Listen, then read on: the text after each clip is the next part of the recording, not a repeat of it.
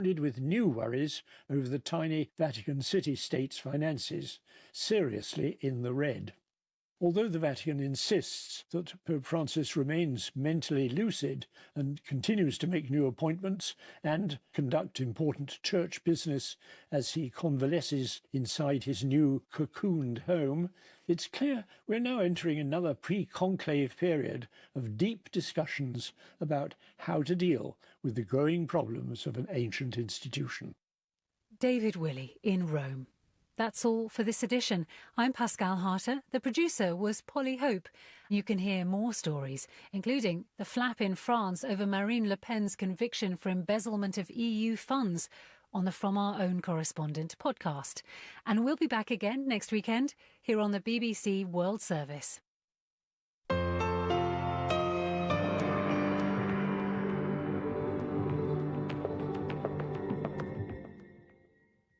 That was the BBC program From Our Own Correspondent. I'm Saroja Coelho. Have a great day. Good morning, Manitoba, and hello there, Winnipeg. I'm Marcy Marcusa. This is Information Radio. We are live downtown at our CBC studios on 89.3 FM, 990 AM, on the app and on YouTube this morning. Wherever you're joining us, thanks for being here. -8 in Winnipeg. And I'll tell you what, this is going to be the coldest overnight that we have in some time if the forecast holds.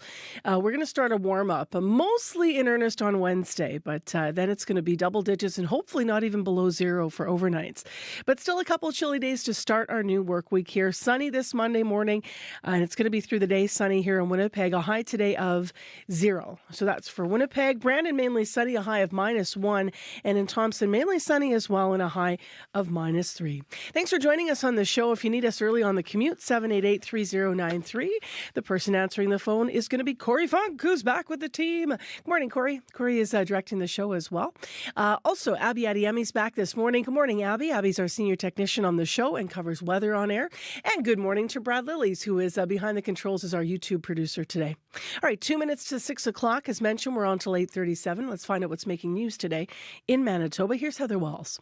Well, the Pembina Valley Muslim community soon will have a dedicated local burial site for their loved ones. Later this year, Muslim burials will be offered at Lakeside Cemetery in Morden. It will be only the second location in Manitoba after Winnipeg. We're going to hear how much the Muslim community in Pembina Valley has been growing. And they came in droves by the hundreds. Celebrate being a dreamer. Celebrate being real. Young and old. Fred Penner there is singing about celebrating. And they were there at the Manitoba Legislative Grounds to celebrate Canada in a rally organized by the Manitoba government. We'll hear more in our next local news coming up at 6:30. All right. Thank you, Heather. You're welcome. Lots of pictures as well on our website if you want to check that out. In the first hour of the show, we're going to talk to 3 Winnipeggers who struggled with grief resulting from life's disappointments. They'll talk about how they moved on and also what they hope others might learn from them. Also, the TikTok countdown is on. The U.S. government's given the Chinese-owned app another 75 days before it has to be sold or banned. We have a tech expert on to walk us through the latest details this Monday morning. So that and much more coming up on the show. But World Report, the latest in national and international news on CBC, is up next. It's 1 minute to. Today on Q. I'm Garby Bailey in for Tom Power. Some of the funniest people in Canada have one thing in common. They've likely been on the stage of the Nubian Comedy Review. Kenny Robinson is the impresario and looks back on 30 years hosting some very funny people. And we've gone from being just a show to being an event. Q. This morning at 10:30 in Newfoundland, and on the CBC Listen app, or wherever you get your podcasts. This is World Report. Good morning. I'm Marcia Young.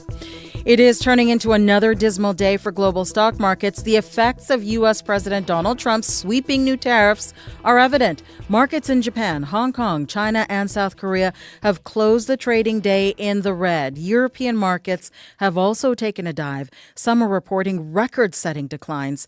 The CBC senior business correspondent, Peter Armstrong, has the latest.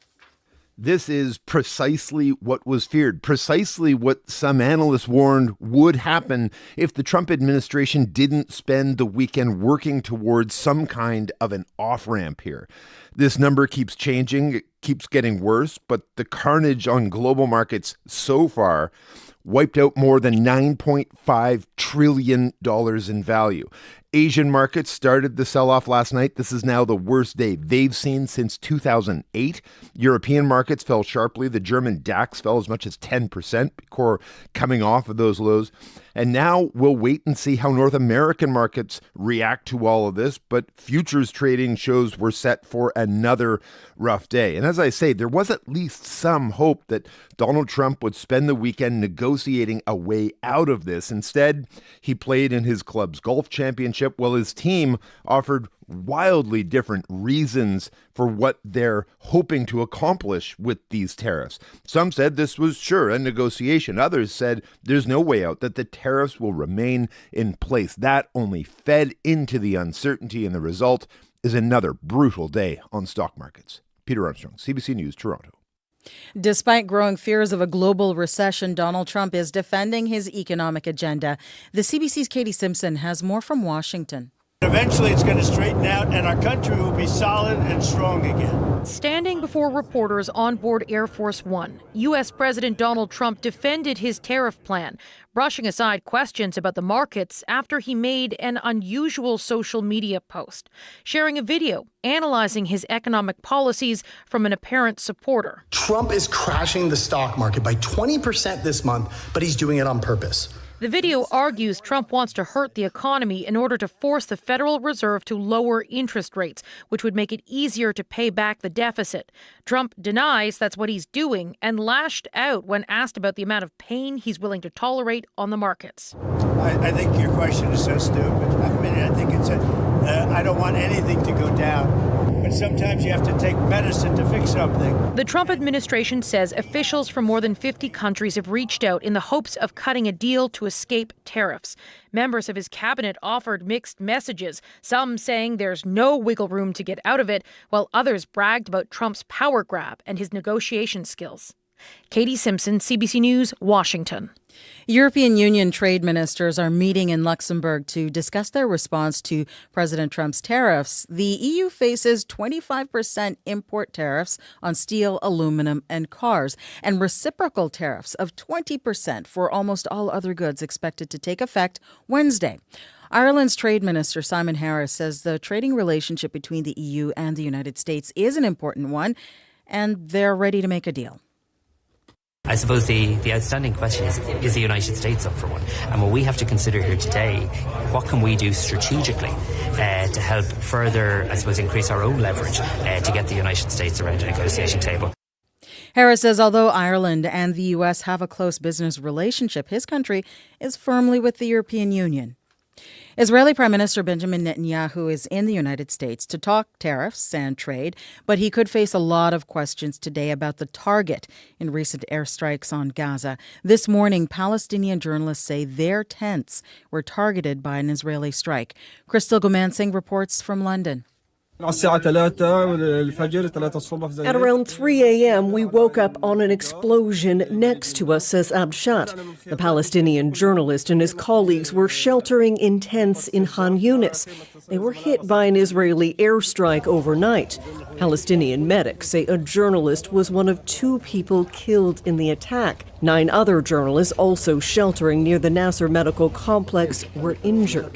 The strike comes as Israel faces scrutiny for changing its story about what happened in southern Gaza on March 23rd. A convoy of emergency vehicles came under fire. Videos surfaced contradicting Israel's claims that the vehicles did not have lights or emergency signals on. 15 people were killed. French President Emmanuel Macron is in Cairo. He was given a large ceremonial welcome before his meeting with the Egyptian president and the King of Jordan. The 3 are looking to find a path back to the ceasefire and for Israel to lift its blockade on aid shipments. In Israel, many are calling for the government to end the war, including former Israeli Prime Minister Ehud Olmert. So I hope that the American president will give him a command. Get all the Israelis released right away by ending the war. Trump and Netanyahu are expected to hold a news conference this evening. It's unclear if they will address Israel's war in Gaza. Crystal Gomansing, CBC News, London. Canadian politicians are in British Columbia today. Liberal leader Mark Carney and Conservative leader Pierre Poilievre are there. But as Karina Roman reports, they are each talking about very different issues in their pitch to voters. Who is ready? This is Liberal leader Mark Carney's first time in BC during the election. Until now, he had not been further west than Winnipeg. But then, so far, he's twice paused campaigning to return to Ottawa and deal with the latest tariff salvo from the Trump administration. And it's not over. If you saw the headlines over the weekend, more coming on our softwood lumber. 50,000 people employed, 50,000 people in this province. Carney is set to meet with BC Premier David Eby today, specifically on the move by the U.S. to hike duties on softwood lumber, something that further threatens the already beleaguered forestry industry. But Carney's not the only leader in BC right now. British Columbia is probably the worst place for fentanyl overdoses in the world. Conservative leader Pierre Poilievre is addressing another hard-to-solve problem in this province, fentanyl addiction and deaths. I'm here today to announce that a new Conservative government will fund recovery for 50,000 Canadians who need it. When people talk about battleground BC, they're usually thinking of the many orange-blue fights for ridings. NDP leader Jagmeet Singh has said he's confident he can hold on to their seats, including his own. But the Liberals say they are more competitive this time, hoping the key question of who can take on Donald Trump will propel more ridings to turn red. Karina Roman, CBC News, Victoria. Today is the nomination deadline for candidates to enter the federal election race. The Liberals, Conservatives, and NDP all tell CBC News they have nominated a candidate in each riding. It is a popular rewards program with more than 17 million subscribers across the country, but some say PC Optimum is not playing fair. Some cardholders accuse the company of freezing their accounts without warning or explanation. Rosa Marcatelli from our Go Public unit has more.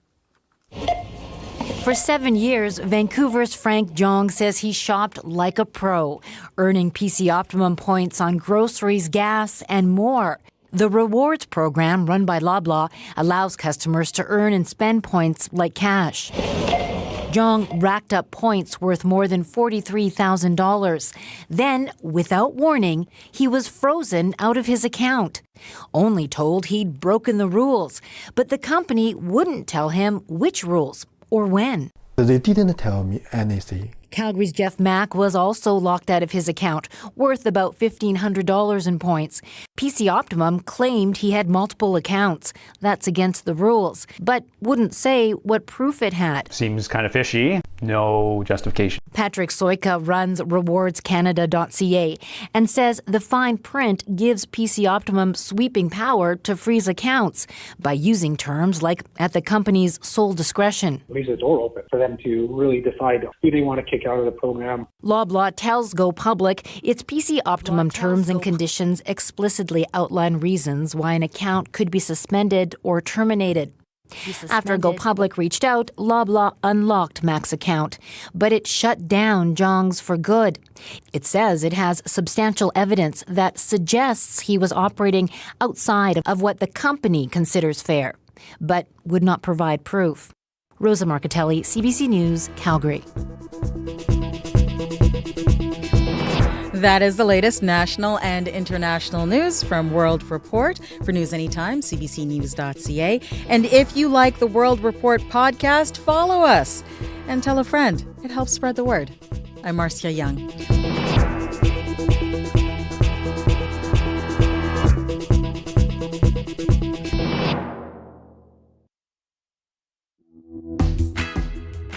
Good morning, Manitoba. I'm Marcy Marcusa. This is Information Radio. We're live in downtown Winnipeg. It's Monday morning, and the weather's going to get a lot nicer midweek. Thanks for joining us.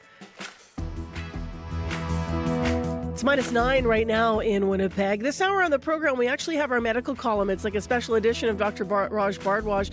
He's going to be talking about how to stay healthy mentally, especially with all of the social media use, irritability, grumpiness, and of course the serious state of what's happening in the world right now. So Dr. Bhardwaj is here with some advice on our mental health. That's coming up at about 10 to 7 this morning. Also this hour on the program, We're going to be revisiting a item that was put together, or visiting rather, an item that was put together by the students at Sisler Create in cooperation with CBC here. We're going to meet 3 Winnipeggers who struggle with grief resulting from life's disappointment. They'll share how they moved on and how others can learn from them in a special documentary that was put together by the students. So stay tuned, that's coming up as well. Right now, let's go to Heather Wells, who's live in our news center today with our headlines. Good morning. Good morning. Well, an old, troubled downtown Winnipeg hotel is up for sale. The price tag for the Man-Win Hotel on Main Street, $2.8 million. It comes months after the city ordered the property vacated over safety concerns. A Brandon woman says she has been afraid ever since her ex-partner has been released from behind bars. The man was convicted last month for uploading videos of his then pregnant ex-girlfriend to a popular porn website without her consent. We're going to hear how technology is being used increasingly in intimate partner abuse. Those stories and more coming up at 6:30. All right, thanks, Heather. You're welcome. Abby Adeyemi makes his triumphant return. Good morning. Good morning. Just bringing some chilly vibes this morning. No doubt. So we were yesterday, we're members at St. Boniface Golf Club. I bypass as my husband's a member. Anyway, but they opened their restaurant over there in St. B. And so we went to have breakfast and just check it out. And there's still a lot of ice and snow on the golf course. But they're saying maybe a couple weeks things will be opening because we're going to get some melting later in the week. And you know that feel you get when you're just checking out and you can see just some green spots here and there. And you're like, okay. Corey had that moment, but not on a golf course. Good morning, Corey Funk. Morning. You had that moment with your toddler where you're like, okay, I'm done now. Yeah, it was me and my baby and my toddler. We were at the park, and my baby was swinging, and my toddler, being a lovely big brother that he is, wanted to push her on the swing back and forth. But under the swings, as it happens, it was like these ice packages. Oh. And then all of a sudden there was, he went to swing her and they slipped on this little ice patch right under there, and he was just real grumpy afterwards. And I was just like, winter, go away. Like, I just let my kids like swing his little sister. I know. Ice, baby. Yeah, when we're done with it, we're done with it. Done. Unfortunately, a couple more chilly days. So what's today going to bring then, Abby? Yeah, looking across the province today, we're looking at a mix of sunny conditions, some chilly temperatures. With milder temperatures, we will feel down south, though much colder air up north. In the Red River Valley region at this point, it is clear, it is chilly, with same temperatures sitting around -9 and -10 in most of the regions. Winnipeg at -9 at this point. We're looking at a sunny day ahead with light winds, a high around 0. It feels colder this morning and chill actually, but things will warm up slightly as we get into the day. And then tonight we'll see some few clouds hanging back, fairly calm with a low around -6. And then these sunny conditions will continue tomorrow. But today it's more about the mix of sunny skies with chilly temperatures across the province. Winnipeg right now -9. Expect a bright and sunny day with a high of 0. Yeah, well, you know what? It's what's the cold spot here? It's -27 in Churchill. Yeah, Churchill So let's all -20. take heart. And the wind chill is something to talk about also. Right. There's a risk of frostbite up there. Feels like -38. Folks. Ouch. So look at us whining about our -9, Corey Funk. What do we know about the commute? Did you walk in or run in? Yeah, I ran in this morning, and it was surprisingly cold. I definitely underdressed. I'm like, it's April, but then turns out that it can still get really cold in April. So bundle up if you are active commuting this morning. No major issues that I've seen so far, but if you're out there, you're walking, bike, and driving, you see something going on, give me a call on the CBC commuter line, 204-788-3093.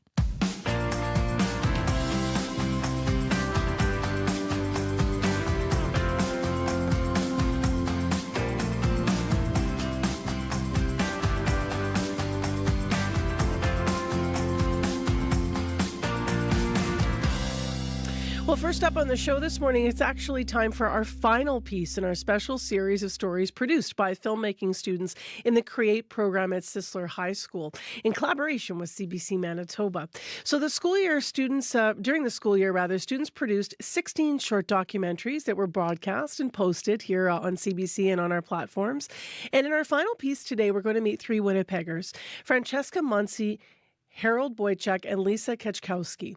All 3 have faced struggles with grief, different struggles with grief, but none of the grief was from the death of a loved one. A terrible injury sidelined a professional sports career for one of them. Another had to temper her feelings of disappointment after film school, and the third struggled with purpose after retirement. We're going to also hear from an expert in this doc, Wayne Sadler from Palliative Care Manitoba.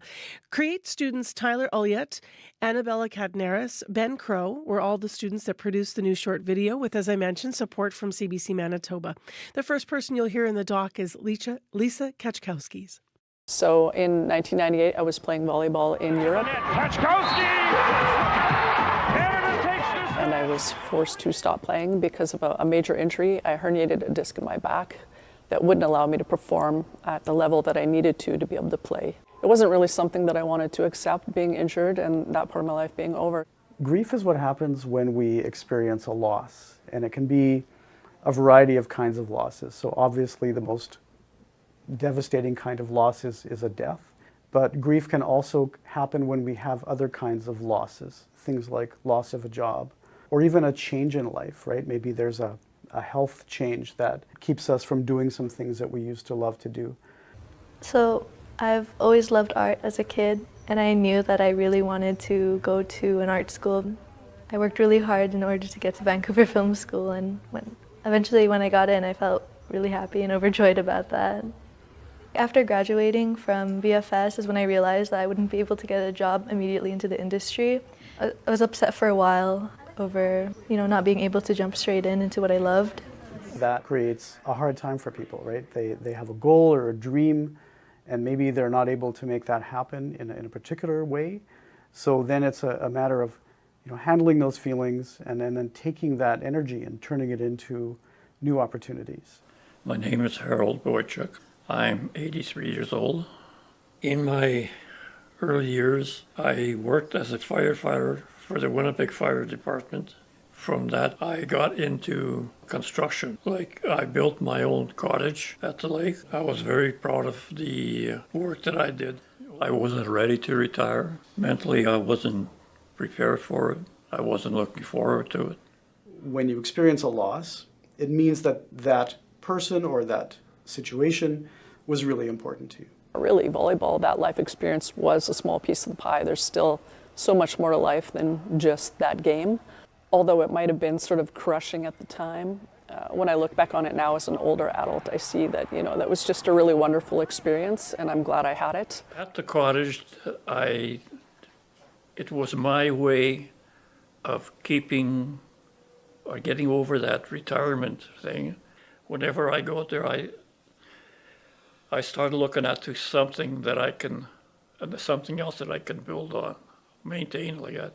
When you admit to yourself that no matter how much you don't want to slow down because of old age, you've got to have in your mind that you have no choice. And that in itself brought me some sadness. But in time, I got over it. Maybe I retired from what I was doing before. I'm not going to retire from being active. I still think I had a very successful career despite my injury and having perhaps my career cut short. Yeah, I can still look back with a lot of thankfulness. I met a lot of great people and had a lot of great coaches, and I wouldn't change any of it. I'm really happy that I got the chance to step back and not rush into things like how I usually would or how I would in the past. Dealing with grief has been kind of a new thing for me. I've kind of figured that, you can learn a lot from grief, and that grief could eventually turn into growth. That, I think, is actually a pretty good sentence there, right? A sentiment, rather. Grief can turn into growth. Those are the voices of Lisa Kachkowski, Francesca Monsi, and Harold Boychuk, along with Wayne Sadler at Palliative Care Manitoba. That video, by the way, is by CREATE students. Tyler Ulliott, Annabella Cadneris, and Ben Crow, who produced the new short video with support from CBC Manitoba. So if you want to see that student story and all 16 projects that were produced this year by the local filmmaking cohort over at Sisler CREATE in Winnipeg, you can go to cbc.ca/Creator Network MB.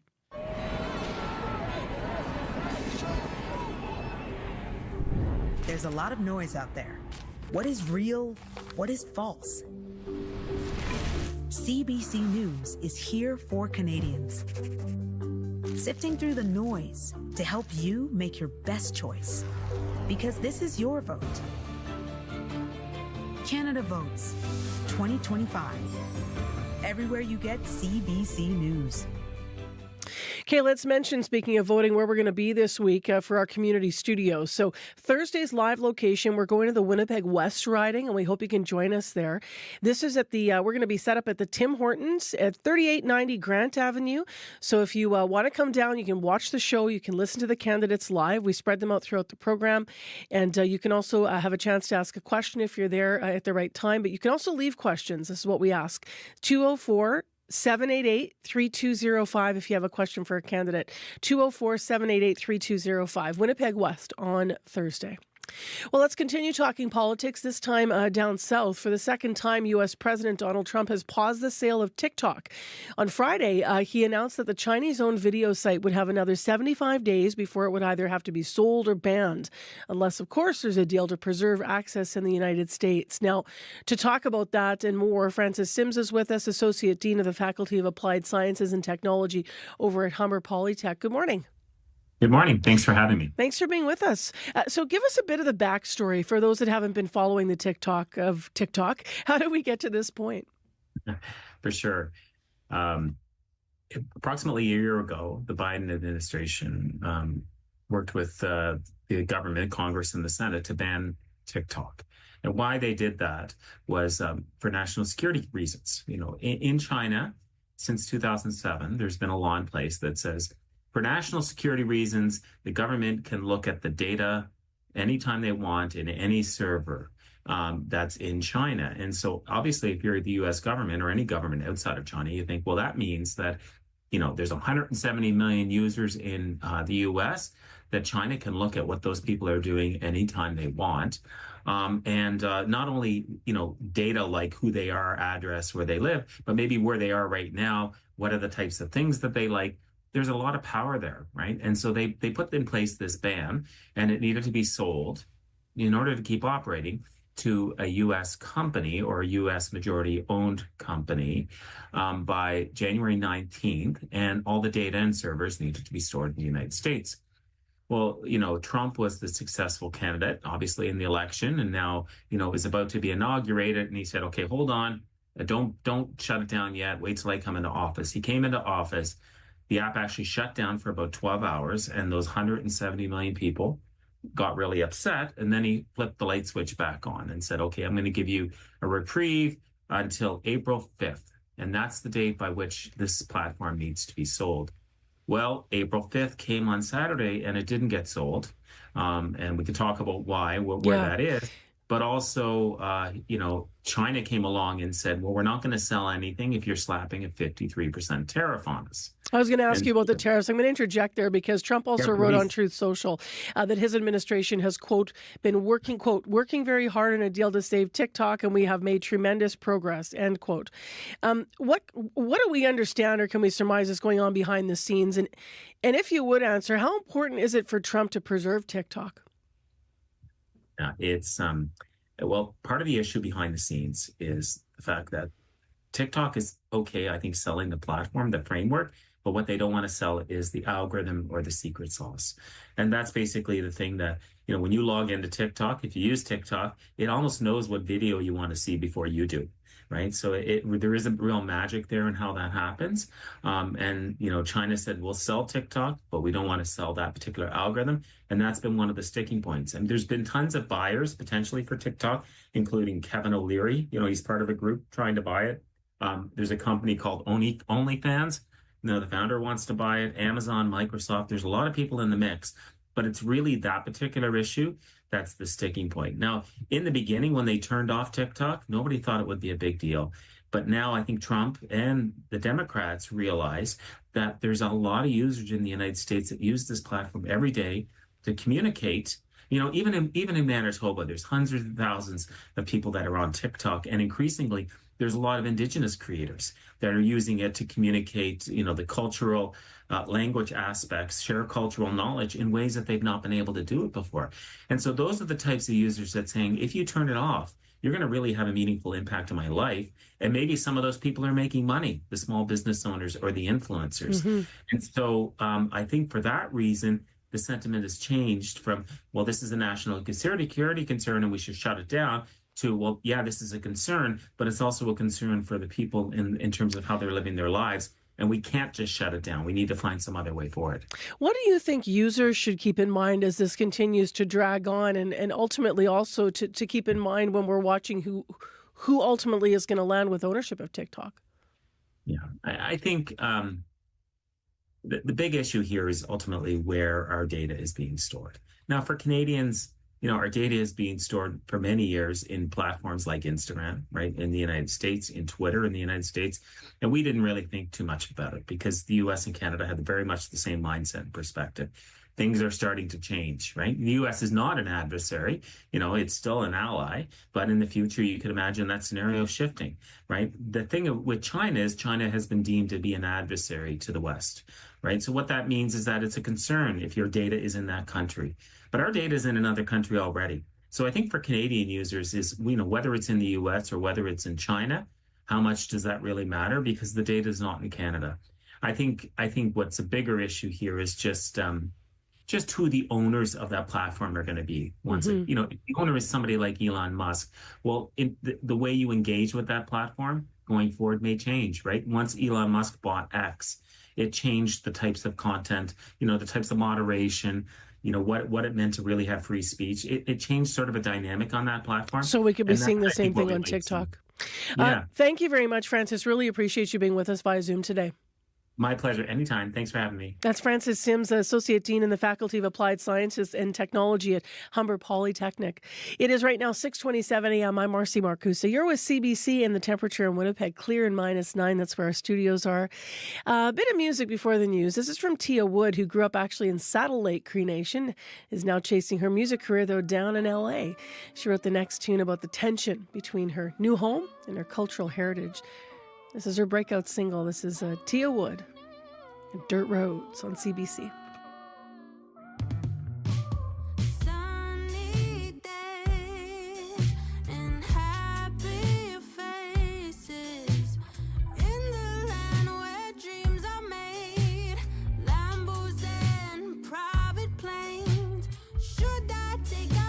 To leave them in, they look at me like I'm a Martian, but when I'm about to bring out the comb, I think about the dirt roads,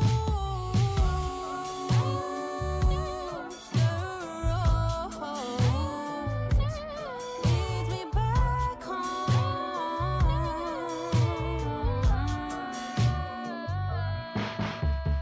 Big stars in the making.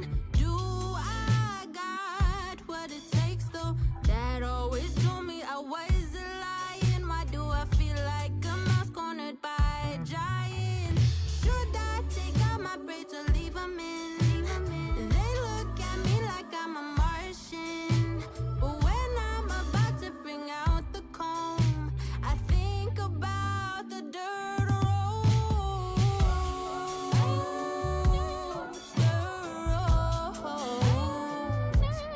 leads me back home, feeling far from home,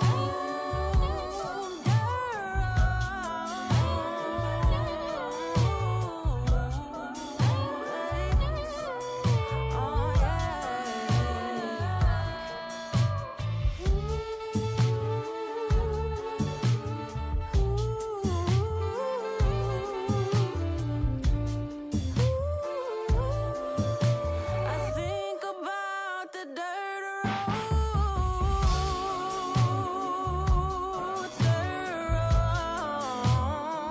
roads, leads me back home,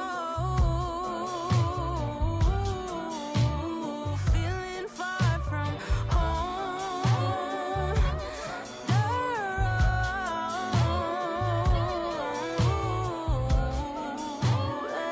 Tia Wood and Dirt Roads on CBC. I'm Marcy Marcusa. We're coming up to news time, and then we have business news.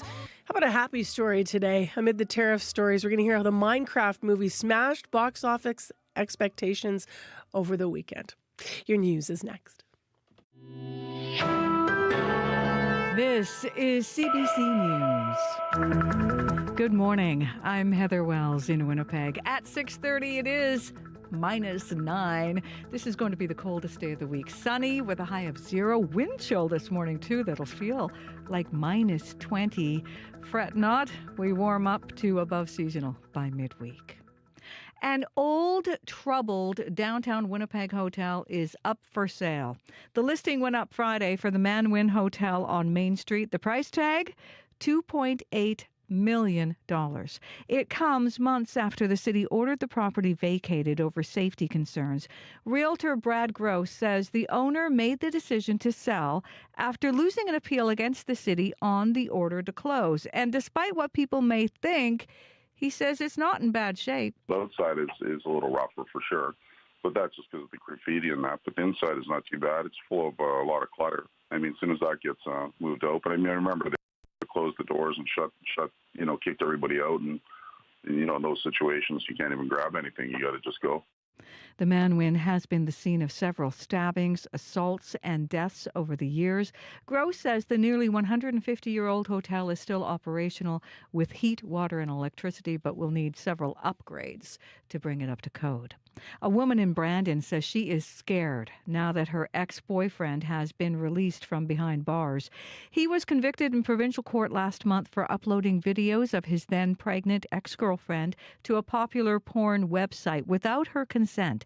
The man appealed his sentence and is released while awaiting a decision. Marlene Aguilar manages counseling at Clinic Community Health. She says sharing sexually explicit videos without consent is a form of abuse. Intimate partner violence is evolving. Technology facilitated violence is also growing, and it's also very common in intimate partner relationships. Aguilar says technology can be used to get revenge or humiliate another person. Well, heading to the federal election campaign trail, NDP leader Jagmeet Singh is in Toronto today. Conservative leader Pierre Poilievre is in Terrace, BC, and the Liberals' Mark Carney also is in BC, campaigning in Victoria.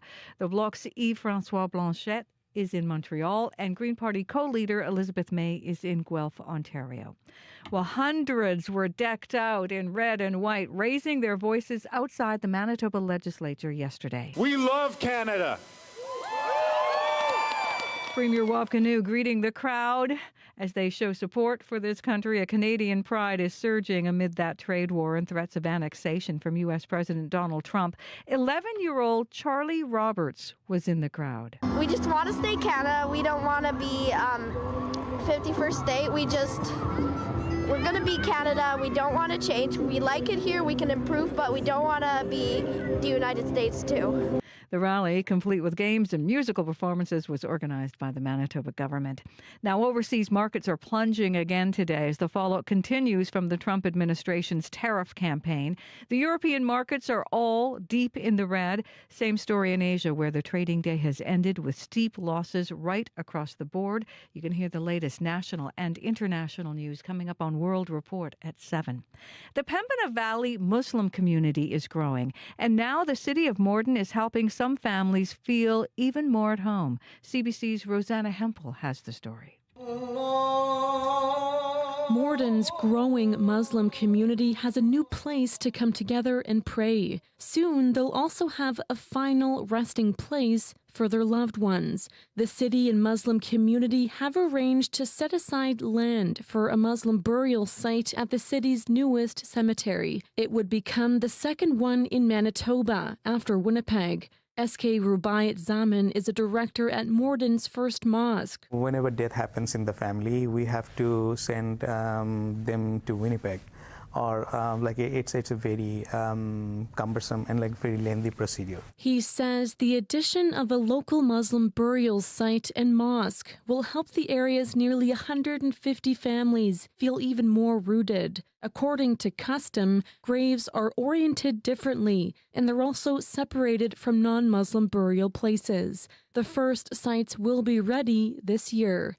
Rosanna Hempel, CBC News, Morden.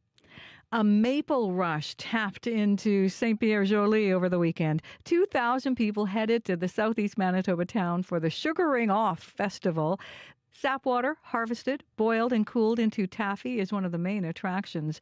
But the festival also celebrates the town's heritage. Roland Gagné is one of the organizers. Here in St. Pierre-Joly, we were able to keep our French and be able to not only play in French, but work in French and to live in French. So it's important for us to keep that culture going.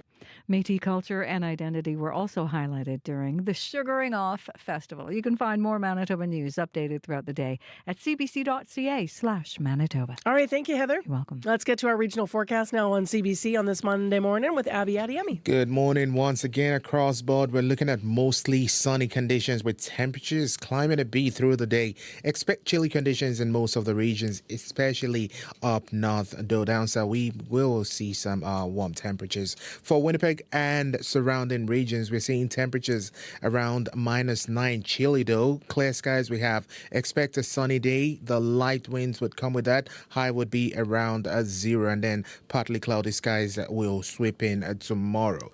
Similar conditions we're seeing in the Pembina Valley region from Morden, Winkler, Morris, Altona. Temperatures hovering around -9, -10 at this time. Also chilly with clear skies, warming up to high over 3 degrees. In western Manitoba, Brandon and surrounding regions, we're seeing temperatures around -10, -11 at this time. The region will see sunny skies, highs around -1. Light breezy conditions will accompany that. In the Parkland region, Dauphin -16, experiencing a cloudy start. We'll see highs around -1 today, though the wind chill factored in, it's going to feel close to -20. In the Interlake region, Gimli and regions around that, regions in the Interlake region, we're seeing -10 at this time. Clear skies, expect sunny conditions, highs around -3. Wind chill colder though, it feels like -20 in that part of the province.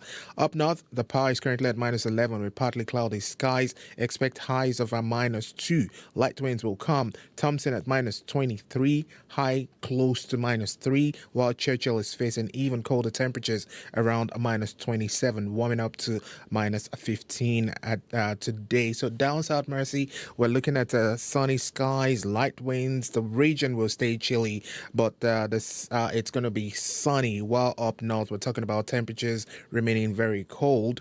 Churchill, where that wind chill is feeling like -36, -37 this morning. So there's a risk of frostbite for folks up there. But right now, Winnipeg, we are at -9, warming up to 0. So we figured, Corey and I, we thought we would do like, listening to your forecast, we figured we would do like a question for the listeners this morning. So we should post this on Facebook and do listener lines. How are we phrasing this, Corey? I think, what are you done with about winter? Because I think everyone's just like, I'm just done. What are you done with? Yeah. Yeah. Yeah, I'm just done with the icy patches. Okay. I'm just done with like thinking of should I wear something warm today or should I like go lights? Because when we're coming in the morning, the temperature is a bit chilly, and then you're heading home at night later in the day, and you're like, should I turn on the air conditioning in the vehicle or I need some? I'm done with staring at my chairs outside. Like I'm done with staring at the cover being on my chair. I want to sit in the chair. Yeah. Sit in the chair. Totally. But not on ice. Yeah, and I've complained about this like 5 times, but I'm done with putting a toddler in a snowsuit. I thought by April I'll be done. And then some people are done just staring at their answered all the questions. Some people are done staring at their neighbors' yards, knowing that it's getting greener, and they still have like snow dump on their I hate side. that. When some buildings have this advantage of the sun melting their yard, and then you find out, wait a minute. Why is James' yard already getting? We're always the grass? last to go because of how our house is positioned in the back. I know, I feel that yard envy, melting envy. All right, so we might have answered all the ways you can answer. There's a lot to be done with, though. There's a lot about winter to be done. Okay, with. 204-788-3205. I'll post it on Facebook during biz here. But anything else to say about the commute? Overall, haven't heard of any major issues out there. But if you're walking, biking, driving, you do see something going on, give me a call on the CBC commuter line 204-788-3093. Crystal Ramlickan's here with business news, but first, what are you done with when it comes to winter?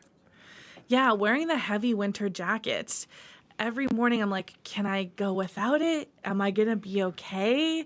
But yeah, we're expecting snow in Ottawa tomorrow. Are you? Oh. Yes. We can't complain. I think we're looking by the end of the week, if it holds at like minus, Saturday's high in Winnipeg. Now, I know it's Saturday. It's 5 days away. But Saturday's high in Winnipeg is sunny and a high of 18. Wow, that's so know. great. I always remember the weather getting so nice around exam time for university. Yep. It would always like be a sign like, okay, we're going to finish the exams. Summer's going to come. We're going to be free soon. Let's talk about business news. Markets. Wow. Okay, they're sinking around the world. The U.S. tariffs are taking a toll on global trade. Can you break down what's going on as as the trading week opens here? So European and Asian stocks are nosediving. China is accusing the U.S. of bullying with these tariffs, and the backlash from Beijing has triggered massive sell-offs. And U.S. futures are signaling further weakness ahead. So market watchers say there's so much uncertainty about how these tariffs are going to play out, and that's driving this plummet in stock prices. So Asia is especially dependent on exports, and a large share, of course, go to the U.S. And the U.S. and China are the two largest economies in the world. And a big fear is that this trade war could cause a global recession.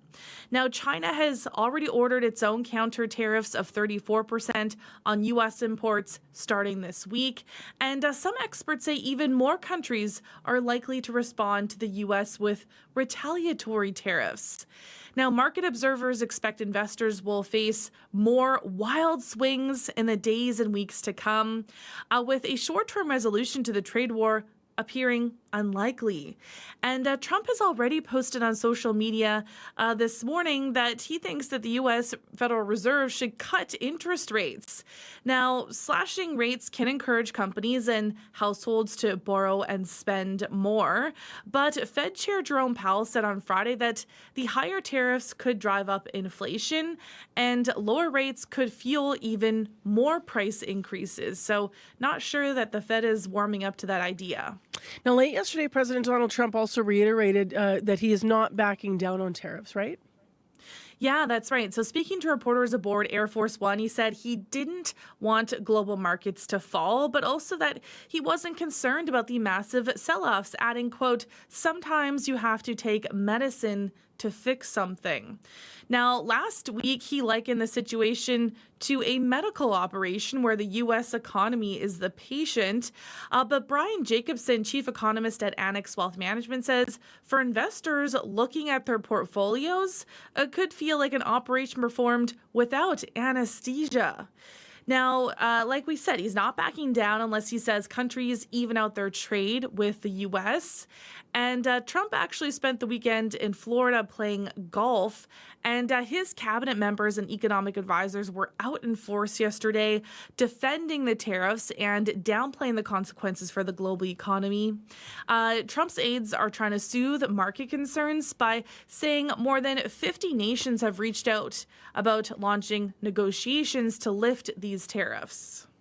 And let's switch gears because we all need something a little bit happy. So let's talk about the movies. The Minecraft movie, or I should say it's properly called a Minecraft movie, smashed box office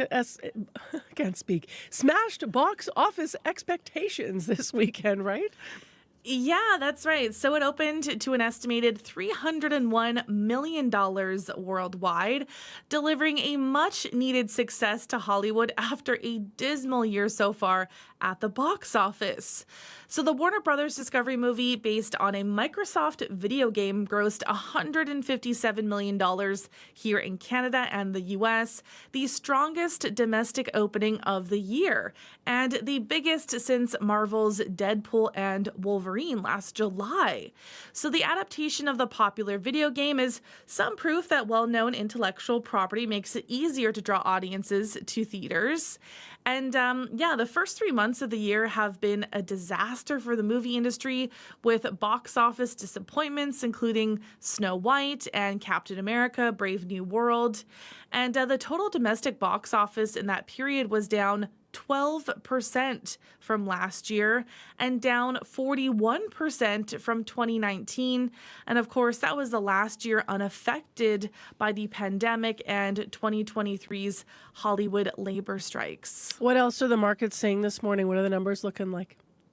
Yeah, so in Europe, stocks are tanking. Germany, the UK, and France are all down. In Asia, stocks are selling off. Japan, Shanghai, and Hong Kong are all down. Oil is down $1.35 to $60.64 US per barrel. Gold is up $4.40 to $3,041.20 US per ounce. And the dollar is down 0.16 of a cent to 70.2 cents US. All right, thanks, Crystal. Thanks, Marcy. That's Crystal Ramlicam. We talk to her every day with our business news here on CBC.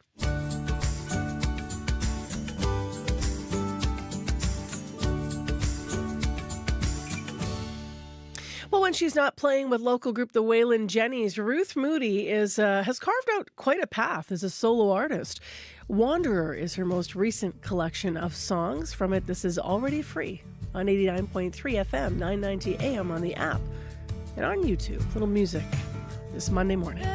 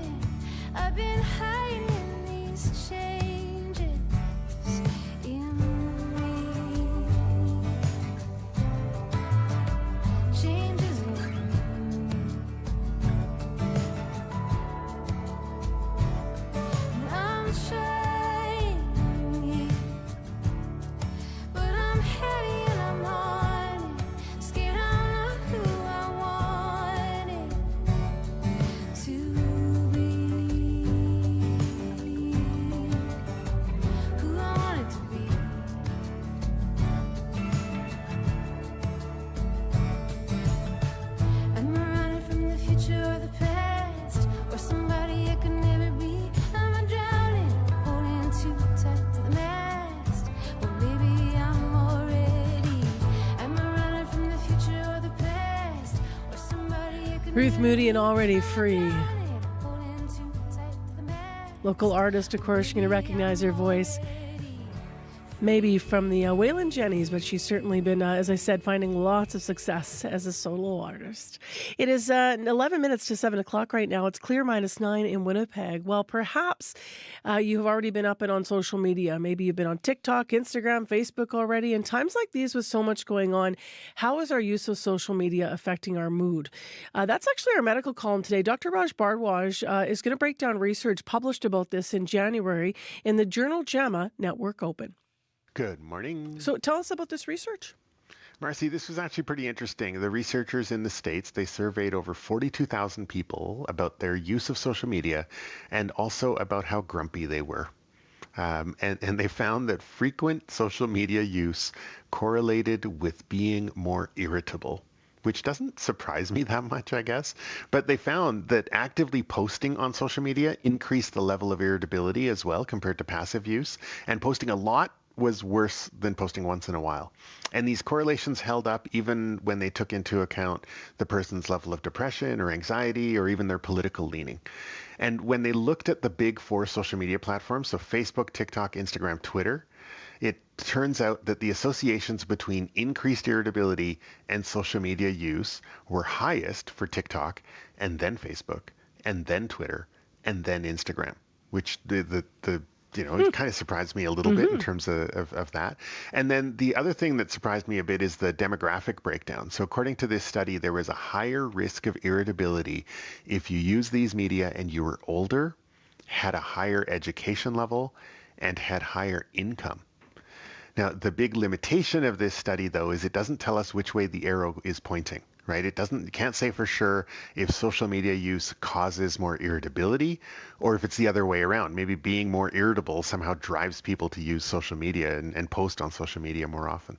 You use the word irritability a bit. So how do researchers actually measure a person's irritability? Yeah, so in psychology research in general, there are question panels that have been built and tested and standardized for a lot of different feelings like anxiety or depression, or in this case, irritability. So the researchers in this study used a panel of questions called the Brief Irritability Test. It basically asks people to rate how strongly they have felt or how they've behaved in certain ways over the past couple of weeks, and they rate themselves on a scale between 1 and 6, basically from never to always.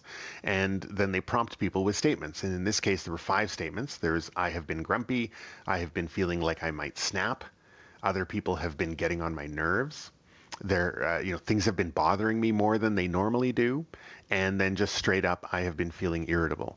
So then the researchers can numerically rate people from the lowest possible score of 5 all the way up to the highest score of 30. So this kind of panel of questions is actually, quite a common kind of thing in medical and psychology research. And even, like these days in political research and stuff, you might get a survey that says, how strongly do you agree with the following statements, and they'll use from strongly disagree to neutral to strongly agree, but it's essentially the same kind of thing.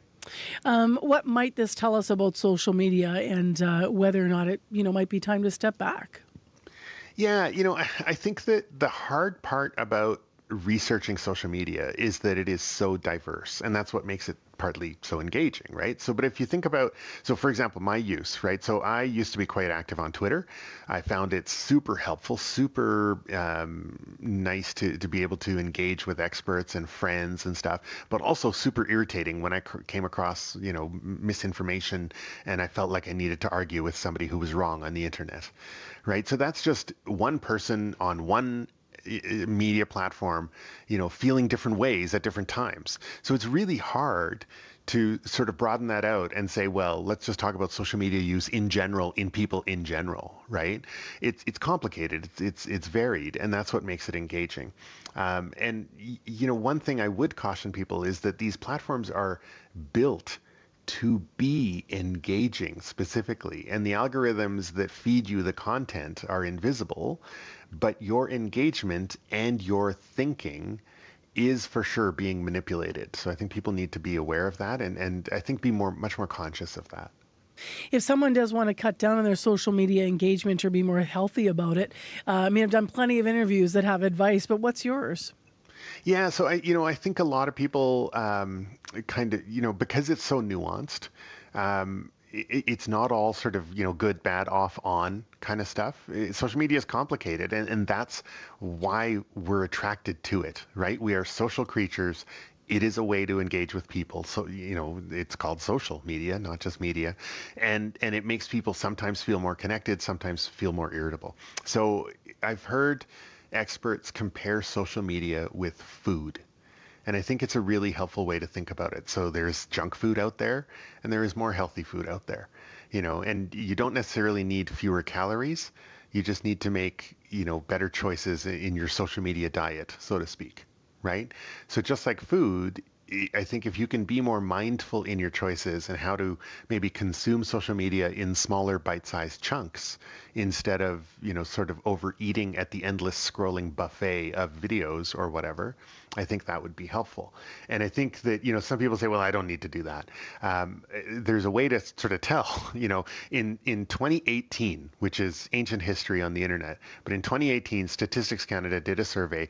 They found that about 20% of social media users reported that they had done less physical activity, gotten less sleep, or had trouble concentrating on tasks as a result of their social media use.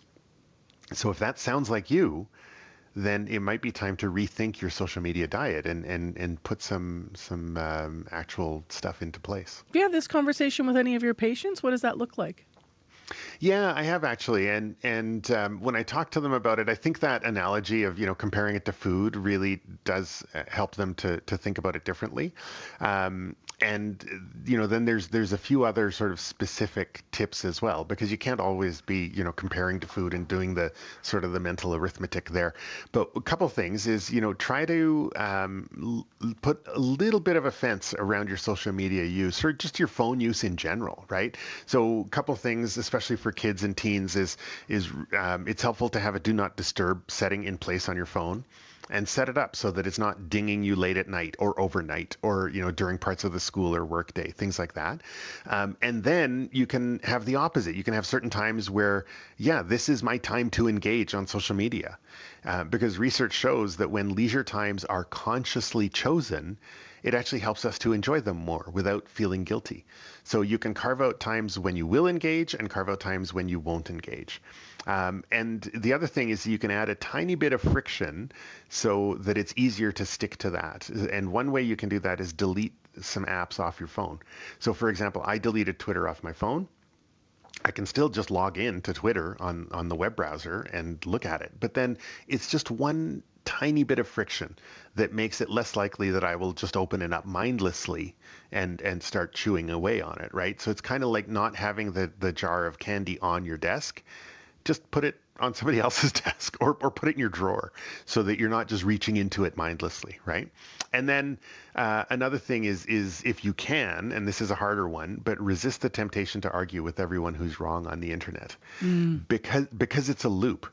Right? And once you realize that, it makes it a little bit easier. So remember that people who engage more tend to be more irritable, according to this study. And whether that's a cause or an effect doesn't matter. If social media is making me more irritable, that's no good for me. And if I'm irritable and posting more, I'm probably posting to people who are more irritable. So that's no good for me, right? I get caught in this sort of loop of worsening grumpiness. And another thing you can do to help with that, and I find this particularly helpful if you actually do it, it can be really powerful. Take a second after you put your phone down and just ask yourself, how do I feel right now compared to when I started scrolling on this particular app? I started doing that. It's a real game changer. Real, right? Am I more or less grumpy?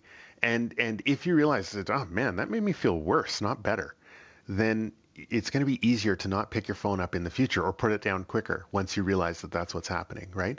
So it's just that quick little bit of introspection, super helpful. All right. Thanks, Dr. Bardwash. My pleasure. Our medical columnist is Dr. Raj Bardwash. It's time for headlines with Heather Wells. The Pembina Valley Muslim community soon will have a dedicated local burial site for their loved ones. Later this year, Muslim burials will be offered at Lakeside Cemetery in Morden. It will be the second location in Manitoba after Winnipeg. They came by the hundreds, decked out in red and white outside the Manitoba legislature yesterday. Everyone is welcome. We are people first. Fred Penner among the entertainment yesterday. Rally for Canada as pride surges amid a trade war and threats of annexation from U.S. President Donald Trump. We'll hear more coming up in our next local news at 7:30. Thank you, Heather. You're welcome. We'll actually have both of those stories coming up featured in the next hour as well in some longer format. Also, right after 7 o'clock here, how does religion, if it does, influence how people vote during elections? We're going to have a conversation about that and the role it plays in politics. And interestingly, we're going to look at the difference it can play when you look at some statistics out of the United States and when you look at statistics in Canada about religion and the vote. So stay tuned. That's coming up on the show. Right now, I can tell you in Winnipeg, it's -9 and clear, and it's going to be sunny this Monday, April 7th. We're going to have a high of 0 in the city of Winnipeg, and then into tonight, a few clouds with an overnight low around -5. Thanks for joining us at Information Radio. I'm Marcy Marcusa. This is CBC, and stay right here because next it's time for World Report, the latest in national and international news to plug you into your morning.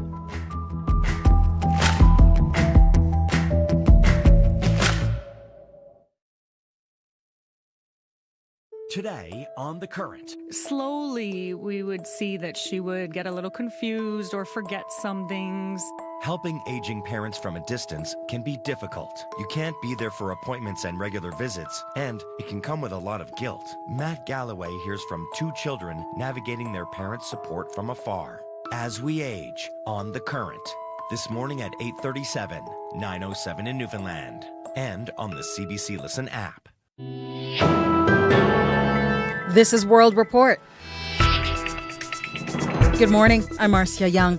Stock markets around the world are reporting major losses this morning. Investors are preparing for U.S. President Donald Trump's sweeping new tariffs. Markets in Japan, Hong Kong, China, and South Korea have closed the trading day in the red. European markets are also down. Some are reporting record-setting declines. The CBC senior business correspondent Peter Armstrong has the latest. This was absolutely expected. Analysts said without a clear effort to find a way out of this over the weekend, the sell-off would deepen. And still, the plunge is kind of shocking to watch. Hong Kong's market closed down 13%, its worst day since 1997.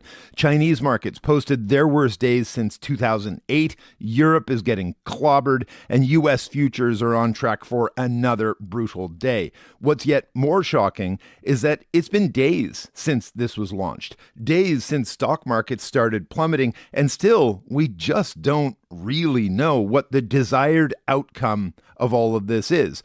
Are tariffs a means to an end, or are they the end itself, a new way of doing business? Donald Trump's team of advisors were all on cable news all weekend, but offering fundamentally different answers to those questions. Meantime, analysts and now major CEOs are warning this could get worse. Billionaire investor Bill Ackman said America was heading toward a self-inflicted economic nuclear winter. JP Morgan Chase CEO Jamie Dimon said tariffs won't just hurt stocks, but will slow growth and increase inflation in the real economy. JP Morgan has said its baseline is now that the U.S. does slide into a recession. And as those forecasts spread, the sell-off deepens even further. Peter Armstrong, CBC News, Toronto. European Union trade ministers are meeting in Luxembourg to discuss their response to President Trump's tariffs. The EU faces 25% import tariffs on steel, aluminum, and cars, and reciprocal tariffs on 20% for almost all other goods expected to take effect on Wednesday. Ireland's trade minister, Simon Harris, says the trading relationship between the EU and the United States is an important one, and they are ready to make a deal. I suppose the outstanding question is the United States up for one? And what we have to consider here today, what can we do strategically to help further, I suppose, increase our own leverage to get the United States around the negotiation table? Harris says although Ireland and the U.S. have a close business relationship, his country is firmly with the European Union. Canadians are learning to live with the chaos of Donald Trump's second term and the U.S. president's changing economic policies. Businesses and communities have been forced to adapt on the fly to on-again, off-again tariffs. But as our Aaron Collins reports, people in Medicine Hat, Alberta, are looking for opportunities amidst the obstacles. Brady Glubish pours a pint at Travois Ale Works. We work pretty hard on making it fresh and delicious. The beer a hit here in Medicine Hat, but harder to get to neighboring Saskatchewan. Just 30 minutes from the border, Glubish says red tape slows things down. So our beer is on a 18-hour journey as opposed to the quick trip it would take from here. Glubish hopes talk of eliminating interprovincial trade barriers can change that. Across town, Spencer Fraser looks at a drone made at his company, Landing Zones Canada. For over 2 decades, every U.S. Army drone flew with technology that was developed in Medicine Hat. Fraser hopes talk of beefing up Canada's military is a boon for the city's aerospace sector. We're hoping to see common sense prevail, that people will say, hey, we can do this in our own backyard, give jobs to Canadians. Medicine Hat's greenhouses are seeing opportunities too. Anytime that I'm in a grocery store and I see an out-of-province or an out-of-country label, I see opportunity. Ryan Kramer of Big Marble Farm says the Buy Canadian movement is boosting demand for Canadian produce. Certainly what's happened recently has increased that push. So we're looking at it that way. We're trying to see it as a silver lining. Looking for those silver linings amidst the trade chaos, a blueprint for success many other Canadian communities are scrambling to emulate. Aaron Collins, CBC News, Medicine Hat, Alberta. At least one reporter is dead in Israeli airstrikes that hit a media tent in Khan Yunis. Video from the scene shows the tent on fire and people being carried away on stretchers. Palestinian medics say 9 journalists were injured. A reporter for the Palestine Today news website and another man were killed. The Israeli military says it struck a Hamas militant, but the president of the Palestinian Red Crescent Society disputes that. Here is Dr. Yunus Al-Khatib speaking through a translator. During this war, the occupation forces are targeting Palestinian media, and that's very obvious, which is considered a war crime. Al-Khatib is accusing the Israeli military of lying about recent airstrikes, including an attack that killed 15 paramedics in southern Gaza 2 weeks ago. Israel said the vehicles were not flashing their lights and the crews were not wearing their Red Crescent uniforms. Recent video evidence shows that was not the case. At least 22 people are dead after heavy rains in the Democratic Republic of Congo. The capital of Kinshasa has seen severe flooding. Access to more than half of the city has been cut off, and more than 75 families are sheltering in a nearby stadium. There are widespread power outages, and many people are struggling to access food and water. The baby eel fishery is now open in the Maritimes. This year, there are new regulations. Authorities forced to shut down last year over violence, organized crime, and unauthorized fishing. But as Kayla Hounsell tells us, some harvesters say the new rules don't apply to them. As soon as darkness falls, it's clear there's conflict on the water. So I've called DFO, and it's been forwarded to the RCMP. And now I'm on hold. Stanley King says his crew is the only team authorized by the Department of Fisheries and Oceans to catch elvers, or baby eels, on this particular river. And there's 2 illegal fishers on the opposite side of the river. The tiny translucent creatures are shipped live to Asia, where they're grown to maturity and eaten. For the last 5 years, it's been the Wild West. Nothing but chaos, intimidation, threats. I got everybody in handcuffs. DFO canceled the fishery last year, citing safety and conservation concerns. This year, there are new regulations, including a traceability system to track the eels from the river to the airport. Carmine Julian is one of the fishers on the other side of the river.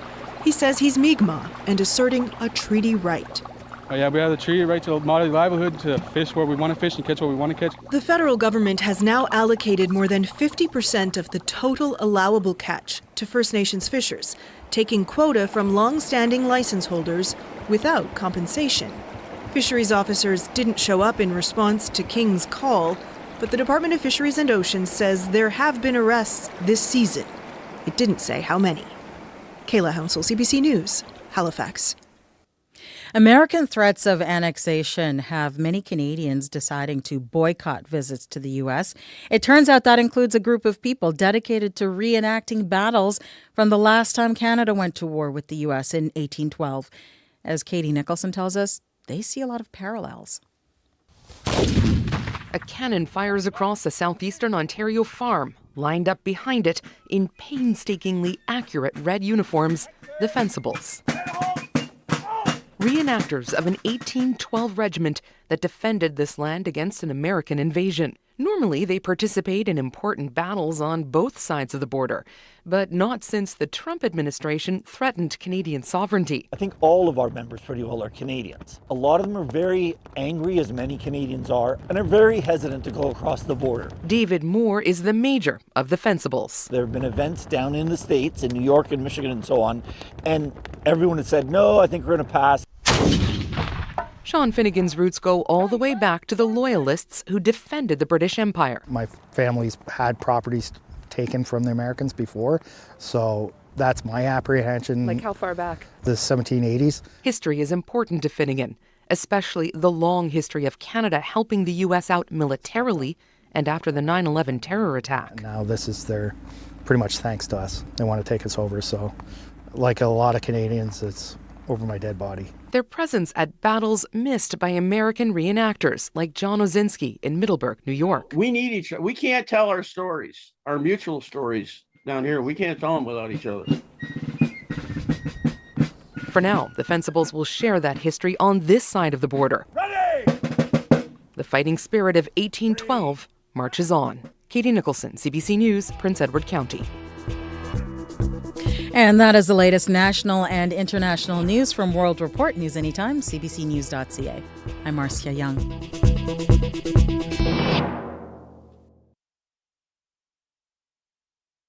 Hello, everyone. Hopefully you had a great weekend and you're ready for Monday. Back at it for the work week and back at it for school. Spring break behind us. Today in Winnipeg, we're going to have lots of sunshine. Currently it is -9. My name is Marcy Marcusa and you are with Information Radio. Thanks so much for joining us here on the show on CBC. 89.3 FM, 990 AM on the app and on YouTube. This hour on the program, we are going to hear from our contributor who looks at aspects of religion. And we're going to have a conversation in the first half hour here about the role religion can play in politics and specifically election, and whether or not that plays a role in how people vote. A really interesting conversation that has statistical data from both sides of the border. So stay tuned, that's coming up. In addition, we're going to hear from some of the Manitobans who came together to show off Canadian pride over the weekend at the Legislative Building. Stay tuned, there's lots of photos online as well if you want to check it out. Heather Wells is here with other news. Good morning. Well, an old, troubled downtown Winnipeg hotel is up for sale. The price tag for the Manwin Hotel on Main Street is $2.8 million. It comes months after the city ordered that property vacated over safety concerns.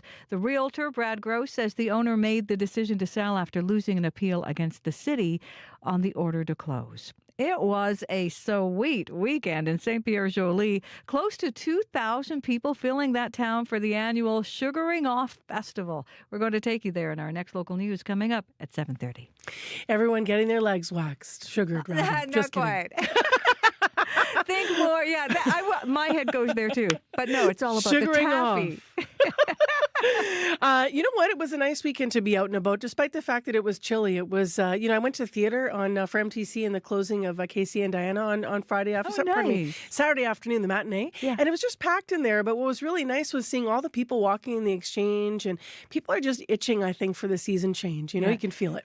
It's that time of year where the city seems like it's populated again. There's civilization. Yeah, agreed. All right, well, we'll be able to get outside a little bit more today. As we mentioned, there's some sunshine, and then later this week, a warm-up. Abby's here now with our forecast on CBC. Good morning. Yes, we're looking at clear skies outside in the city here. Temperatures around -9.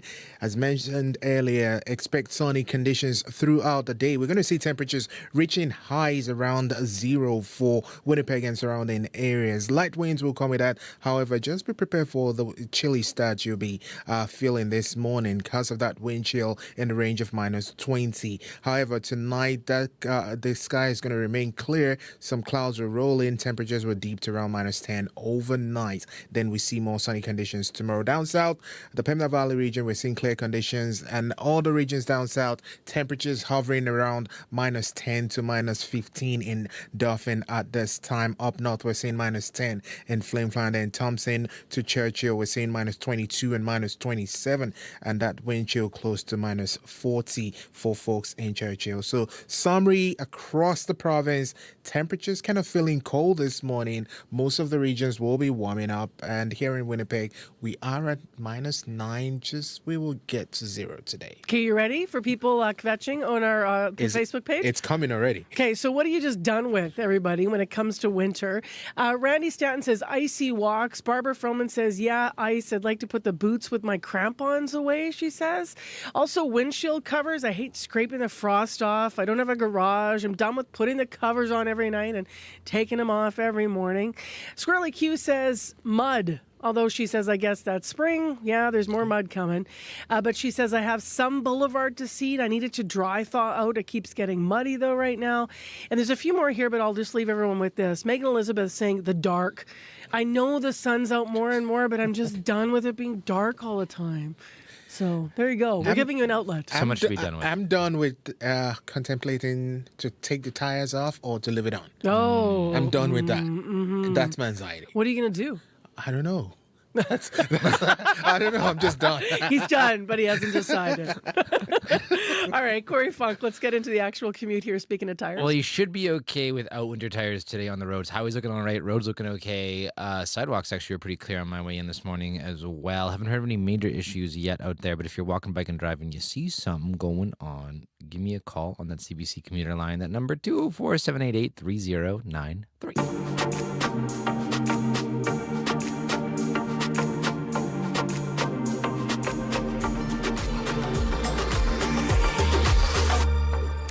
7:15 and next on the show, you may not think about religion playing a role in elections and voting. It is something that does happen in the United States where candidates actively reach out to religious groups. But how big of an influence do people's faith beliefs have in Canadian elections? John Longhurst is our new regular faith contributor, and he has been looking into the role of religion and how people vote. I spoke with him on Friday. Good morning. Thank you. So what did you find out just on the big question about this? Well, I spoke to Sarah Wilkins-Laflamme. She's a professor of sociology at the University of Waterloo, and she studies the impact of religion on Canadian society. And based on her research, she says that religion plays a more important role in voting than we usually think. It's something that's not easily seen here as it is in the U.S. And she says it's as important as other factors such as age, gender, employment status, and education. It's a stronger role than many people think. Can you give us some examples of how religion might affect voting?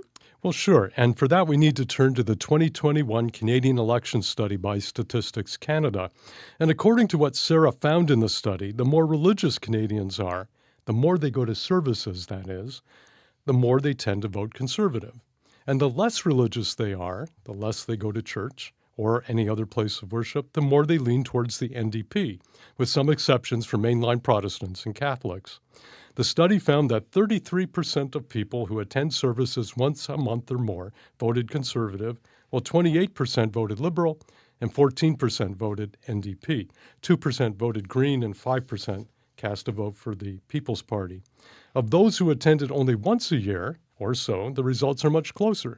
29% voted Conservative, 28% Liberal, 17% NDP. But it's when you get to the people who don't go to church or other places of worship at all that you begin to see the bigger differences. And that's when you find out that the NDP is in the lead with 26% of voters, followed by the Liberals at 23%, and the Conservatives fall to 18%. So at least according to these statistics, going to church or other places of worship can be equated with voting Conservative. Exactly. And that's the most important thing for evangelicals. The study found that 38% of Baptists voted Conservative, as did 41% of Pentecostals, 39% of Christian Reformed, and 43% of those who go to non-denominational churches like Springs or Church of the Rock here in Winnipeg.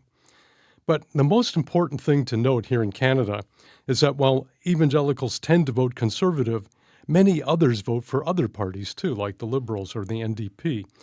In other words, Canadian evangelicals aren't like evangelicals in the United States. In that country, 80% of them voted for Donald Trump in the last election.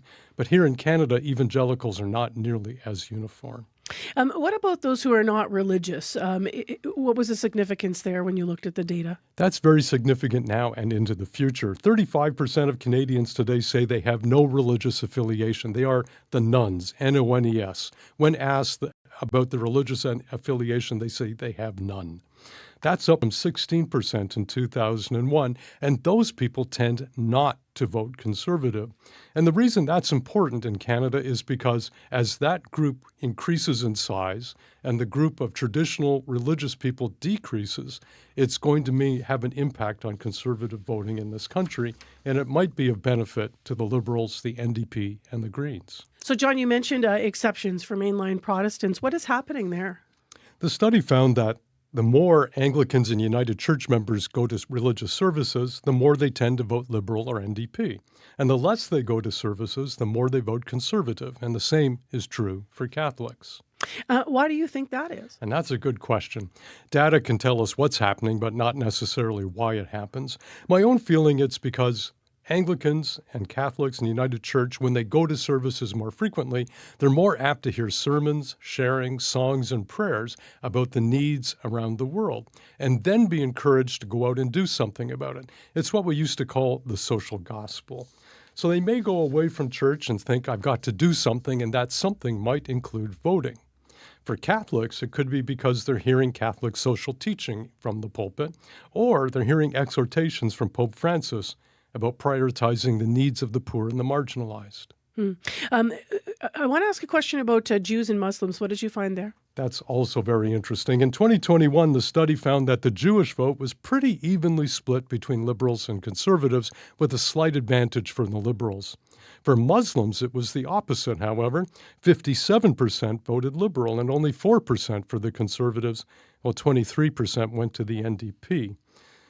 But the October 7 attack changed everything, as did the impact of the war in Gaza. A survey by Angus Reid in 2024 found that liberals' efforts to offer a balanced approach to the Israel-Gaza conflict cost them support from both Jews and Muslims. The end result is that Muslims are turning towards the NDP now, and Jews are showing much greater support for conservatives. Obviously, religion is just one factor among many things, though, right? Of course, yes. Gender, education, which part of the country you live in, etc. Also, someone who is religious in the city might vote differently from someone who's religious in the rural parts of Canada, even if they belong to the same denomination. And then there's the impact of social media, plus religious materials and influencers coming from the United States. But when it comes to this election, I think all bets are off.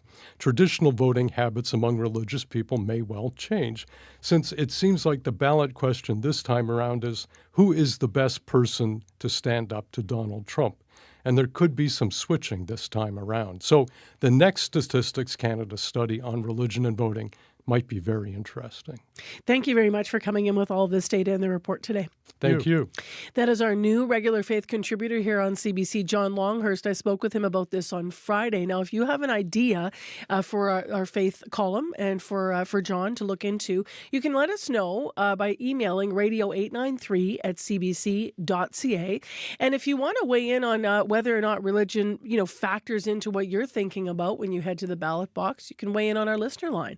And that's 204-788-3205. 7:22 on your Monday morning. It's sunny and -9 in Winnipeg.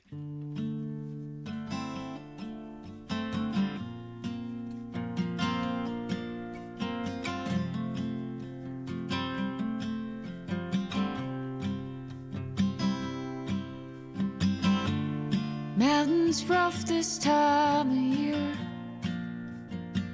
They close the highway down. They don't warn the town. I've been fighting second gear for 15 miles or so, trying to beat the angry snow.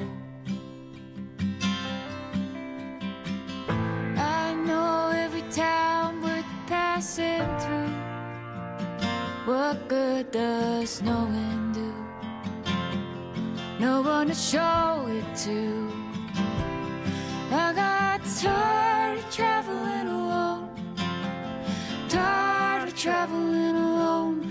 I got tired of traveling alone. Won't you ride with me? I've grown tired of traveling alone. Grown tired of traveling alone. I've grown tired of traveling alone. Won't you ride with me? Won't you ride?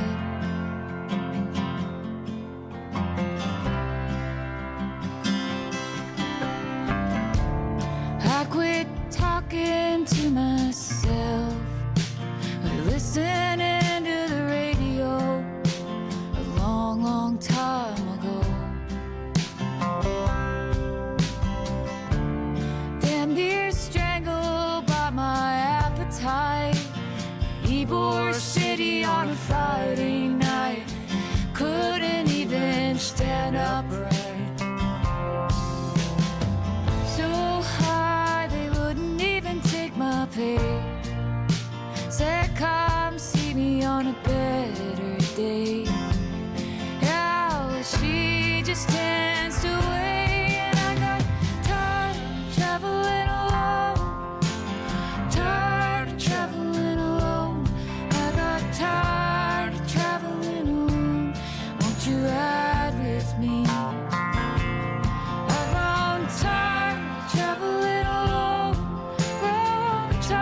tired of traveling alone. I got tired of traveling alone. Won't you ride with me? Won't you ride? Won't you ride? Pain in the outside lane. I'm tired of answering myself. Heart like the rebuilt heart. I don't know how much it's got left. How much more I've got left.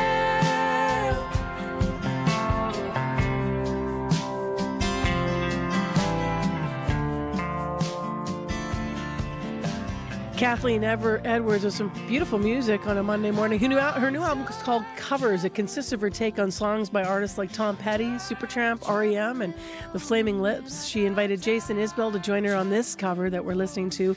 This first appeared on his 2013 release, Southeastern. It's called Traveling Alone. Scott Reguer joins us now with Morning Sports. Hello there. Good morning, Marcy. Let's start with hockey. The Jets face the hottest team in the league tonight. Scary team. Should they meet the St. Louis Blues in the first round of the playoffs, and that's quite possible, Marcy. St. Louis has won 12 straight games, longest streak in the league so far this season. Yes, and they are in town to face Winnipeg this evening. Now, in head-to-head matchups with St. Louis, Winnipeg has a 2-1 wins advantage. Cole Perfetti actually leads the team in scoring with 5 points in those matchups, and he had these comments about tonight's visitors. They're hot right now. They're playing really well and getting some really good goaltending, and obviously their offense they're scoring a lot of goals, and you've seen the last couple of games. They're not out of it till the game's over. They've had some comeback wins in overtime and scoring late with the goalie pulled, and things are going right for their group, but we just got to focus on our effort, and if we take care of things ourselves, then the results should go our way. All right, that's Cole Perfetti of the Jets, who are in the driver's seat right now to win the President's Trophy as the league's top regular season team. They're 1 point ahead of Washington in that regard. And speaking of those Capitals, that little bit of news. Alex Ovechkin scores the 895th goal of his career yesterday, and the team's lost to the Islanders. So he surpasses Wayne Gretzky for the most ever.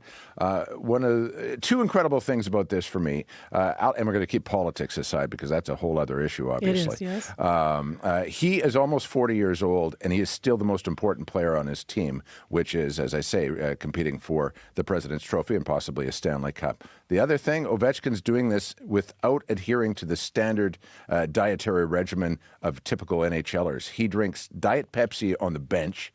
He favors Flamin' Hot Cheetos on chartered flights that his team takes. And he eats so much Papa John's pizza, he's bought shares in that company. So somehow he's managed to have the career he's had with that diet. That defies, logic to me. But there you are. Much about Alex Ovechkin does. Let's move to baseball. There's news that, it's news rather, that the Blue Jays fans have been waiting for, Scott.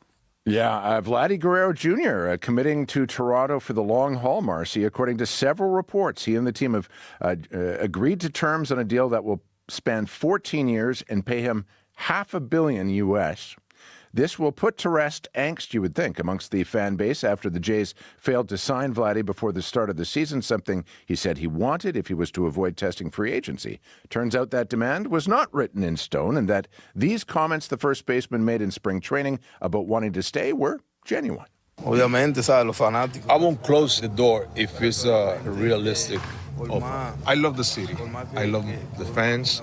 I mean, I'll do everything that I have to stay here with the Blue Jays because I love it here. I want to be here. Make no mistake, those are lovely comments, but this agreement's largely about cash. This deal is the richest ever for a first baseman, and unlike the Uber contracts recently signed by Shohei Ohtani and Juan Soto, there are no deferrals in it, which means the owners, Rogers, conceivably won't have enough extra cash during Vladdy's prime years to surround him with talent. Of course, as we saw last week with Rogers spending billions on the NHL deal, they do have the money if they want to spend it. Will they spend it on Bo Bichette long term now?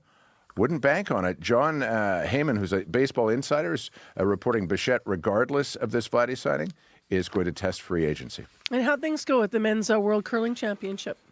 Well, Brad Jacobs obviously would love to have won gold. He settled for bronze after Canada beat China yesterday. And Bruce Mouat of Scotland won the whole thing, beating Switzerland for gold. And now he's going to focus, Bruce Mouat, on the Battle of the Sexes match today in Toronto against Rachel Homan. That is going to be fun to watch. All right, Scott, thank you. You betcha. Your CBC Winnipeg News is next. This is CBC News. Good morning. I'm Heather Wells in Winnipeg. At 7:30, it is -9, off to a chilly start on what will be a chilly day. Sunny, though, a high today of 0. An old, troubled downtown Winnipeg hotel is for sale. A listing went up Friday for the Manwin Hotel on Main Street. The price tag, $2.8 million. It comes months after the city ordered that property vacated over safety concerns. Realtor Brad Gross says the owner made the decision to sell after losing an appeal against the city on that order to close. And despite what people might think, he says it's not in bad shape. The outside is a little rougher for sure, but that's just because of the graffiti and that. But the inside is not too bad. It's full of a lot of clutter. I mean, as soon as that gets moved out, but I mean, I remember they just closed the doors and shut, kicked everybody out. And, in those situations, you can't even grab anything. You got to just go. The Manwin has been the scene of several stabbings, assaults, and deaths over the years. Gross says nearly 150-year-old hotel is still operational with heat, water, and electricity, but will need several upgrades to bring it up to code. A Brandon woman says she has been afraid ever since her ex-partner has been released from behind bars. The man was convicted last month for uploading videos of his then-pregnant ex-girlfriend to a popular porn website without her consent. He now has appealed his sentence and is out of jail awaiting a decision. Sungai Muvingi is the provincial coordinator for Manitoba Association of Women's Shelters. She says technology is being used increasingly in intimate partner abuse. As more technology is brought out there, it allows for more violence to be perpetrated in that way. As well, in addition, tech-facilitated violence isn't always just the only thing that happens. There's usually other abuse that is attached to whether it's physical, emotional, or psychological. Advocates say when it comes to tech-related abuse, what is seen above the surface is only a small amount of what's really going on. To the federal election and on the campaign trail today, NDP leader Jagmeet Singh is in Toronto, Conservative leader Pierre Poilievre in Terrace, BC, the Liberals' Mark Carney also in BC, campaigning in Victoria. The Bloc's Yves-François Blanchet is in Montreal, and Green co-leader Elizabeth May is in Guelph, Ontario. Now, droves of proud Canadians crowded outside the Manitoba legislature yesterday. Hundreds taking part in the Rally for Canada amid a trade war and threats of annexation from U.S. President Donald Trump. Talk of Canada becoming the 51st state does not sit well with Sandy Cook. It's very disrespectful to have brought that up, and that's how I feel. I'm sure the whole country feels that.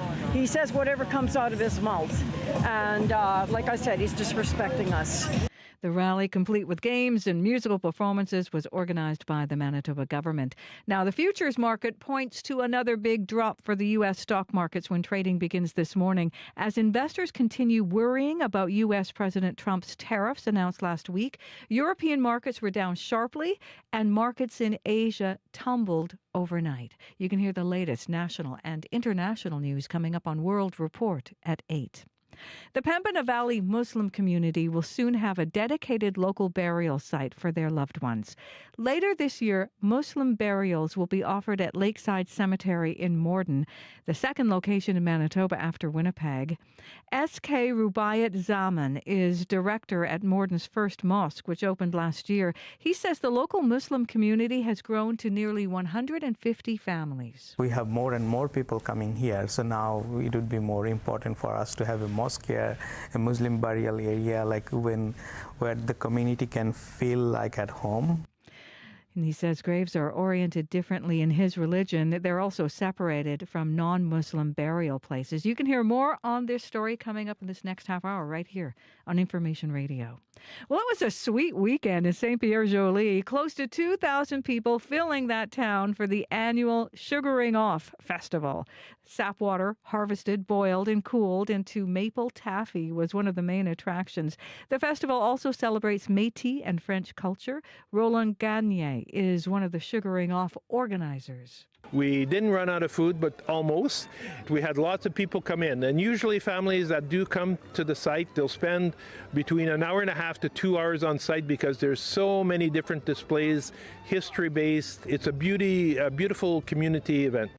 Festival goers also learned about hide tanning and cooking bannock over a fire. You can find more on that story and other stories from Manitoba at cbc.ca/Manitoba. All right, thanks, Heather. You're welcome. We're about to get into our regional forecast from CBC, but if you've been with us for the morning, then you know that we're giving you an opportunity this Monday, April 7th, to tell us what you're done with. Are you done with something? We're kind of on the cusp, right? I mean, weather-wise, that is. I should be specific.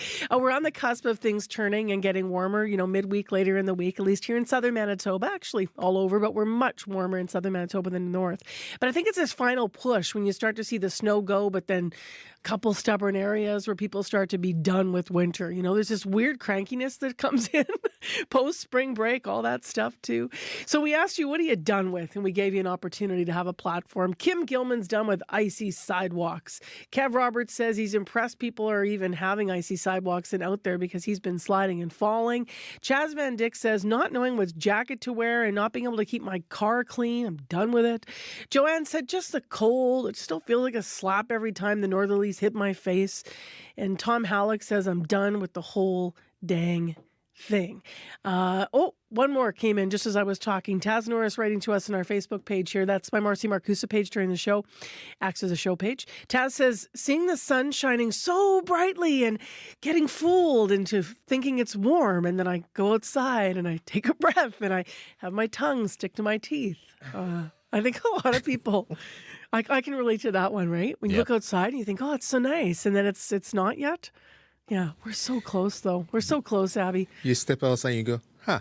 Yeah, exactly. That's well put. My toddler's been peeling off his jacket in defiance. Oh, no. Yeah, and I tried to put it back on. He's like, no, it's spring. It will get there. Let's get into our forecast now. I'll just pick it up from there. The sun has made its appearance, but yes, it's chilly outside. Expect sunny conditions throughout the day. However, just be prepared. We are having a chilly start as the wind chills are making it feel cold. It still feels like minus 22 with that sunshine you're seeing in most of the regions. Right now, temperatures in Winnipeg sitting at chilly minus 9. It is clear. We're already seeing the sunshine, plenty of sunshine in the forecast. We will see temperatures climb to around 0 today with these mostly sunny conditions, though don't expect much of a warm-up just yet. Winds will be light. It's going to be coming from the northeast, and then it stays breezy. Nothing too extreme for this part of the province.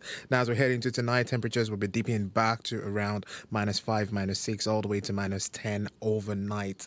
So you want to stay warm even through the evening.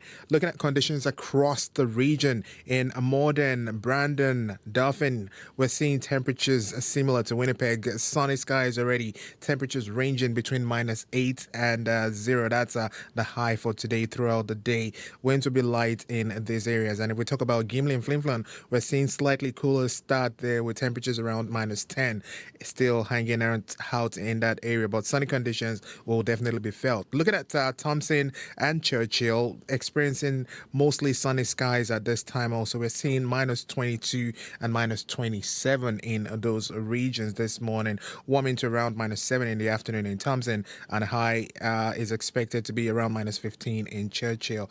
And then for tomorrow, most of the regions will see temperatures climb to around 6 degrees. Let's talk about today. Winnipeg, minus 9, sunny conditions, warming up to 0. Expect a cold start. All right. Thanks, Abby. Thank you. Corey Funk is here to talk about our commute. quiet commute overall. Haven't heard of any major issues. Watch for the kids. Watch for the kids. Yeah, they're back out there. They after are. spring break. That's right. Yeah, look out for that. School zone's always a thing. But if you see something going on, give me a call on the CBC commuter line. That number, 204-788-3093. Brad, just hold that shot for a second. So I'm talking to Brad, our YouTube producer, because if you're watching the show on YouTube this morning, there's just some beautiful shots of downtown Winnipeg that really look like spring. There's no doubt what season that shot comes from. I'm looking at the sun just cracking right through those buildings downtown. There's even a little condensation on the lens of the camera up on our CBC rooftop here. So probably looks the same way out your window in downtown Winnipeg. But we have the promise of a blue sky and a bright day.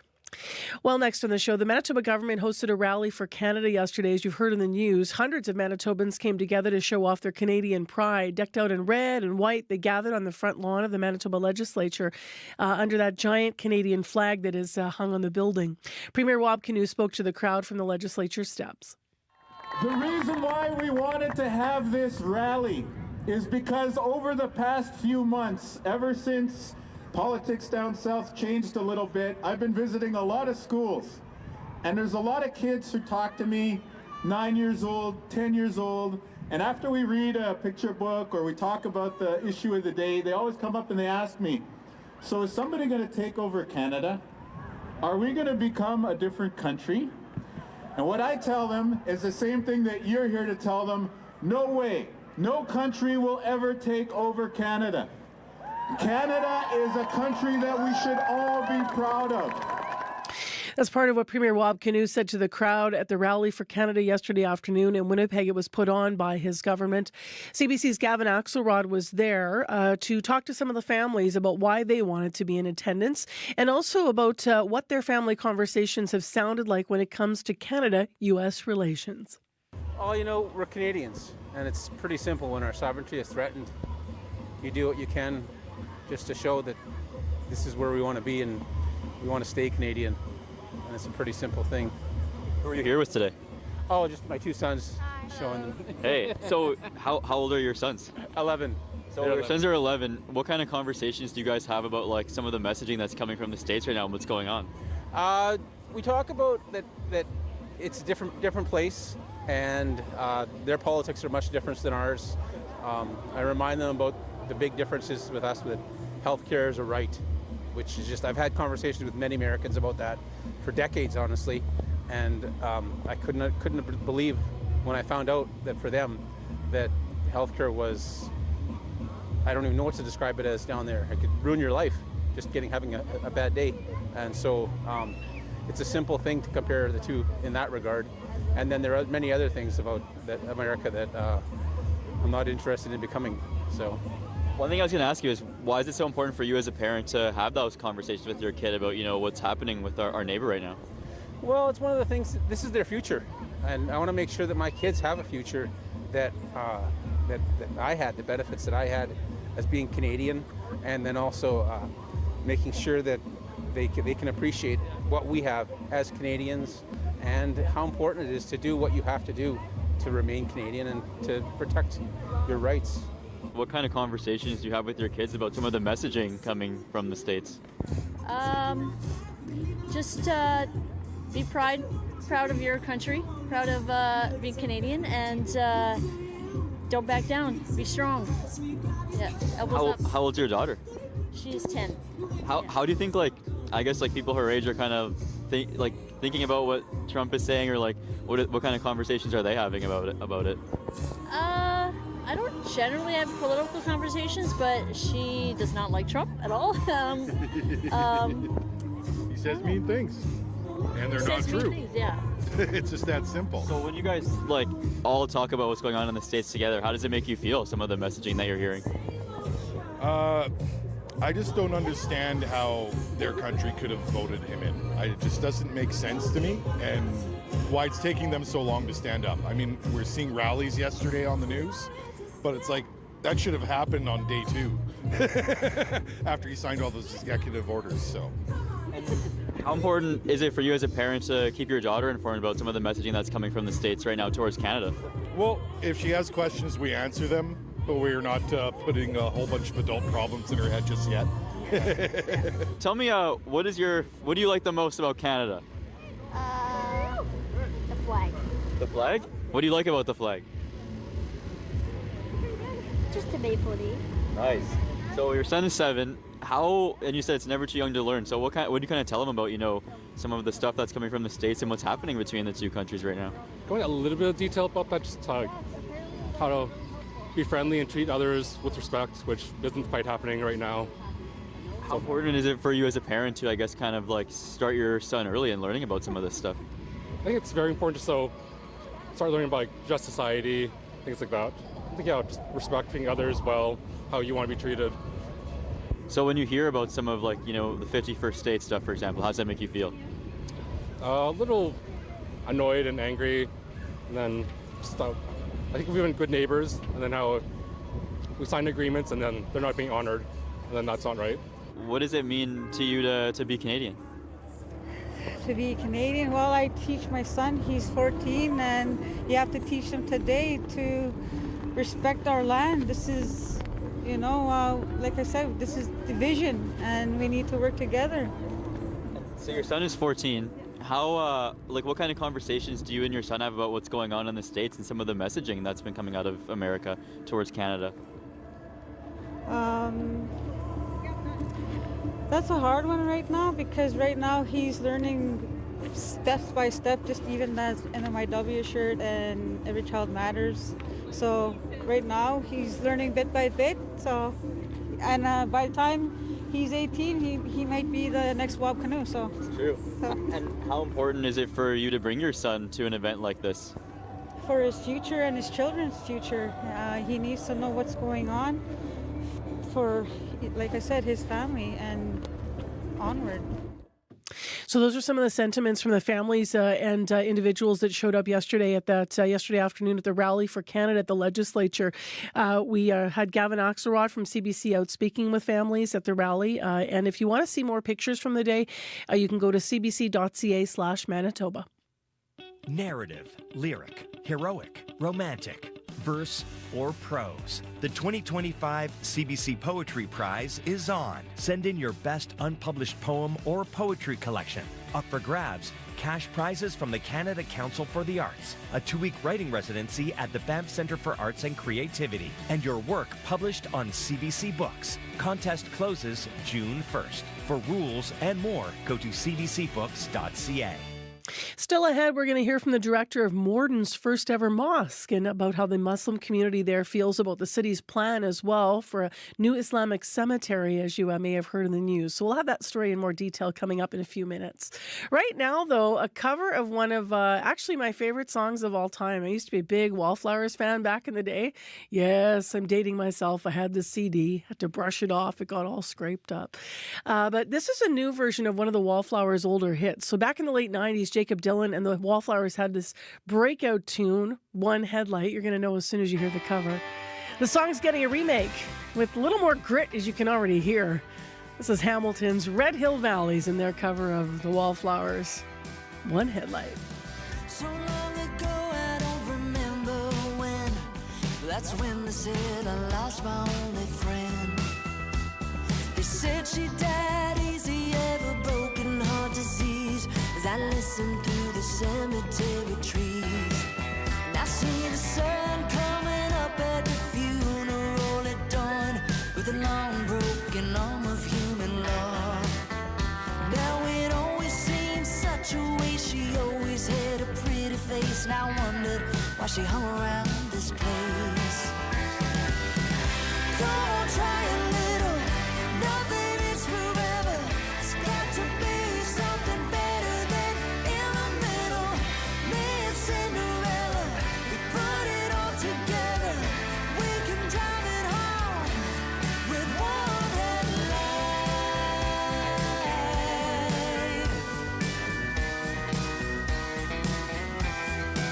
She said it's cold, it feels like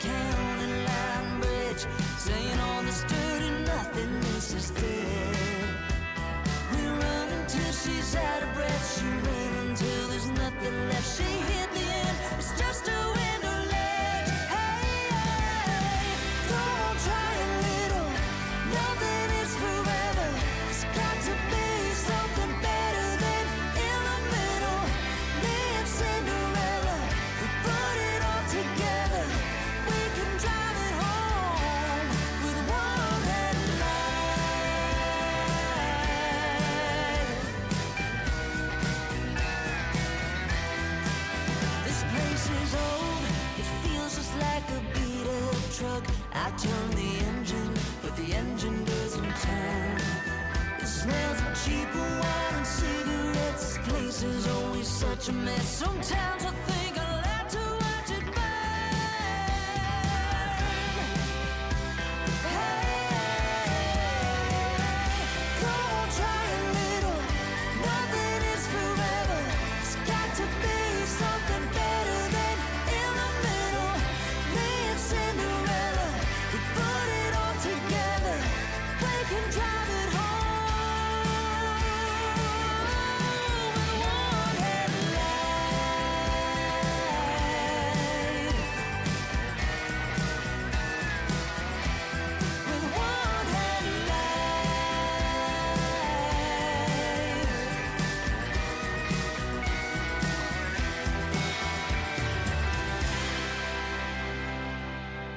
Red Hill Valley's three-piece group out of Hamilton, Ontario. That's their take on the Wallflowers' One Headlight.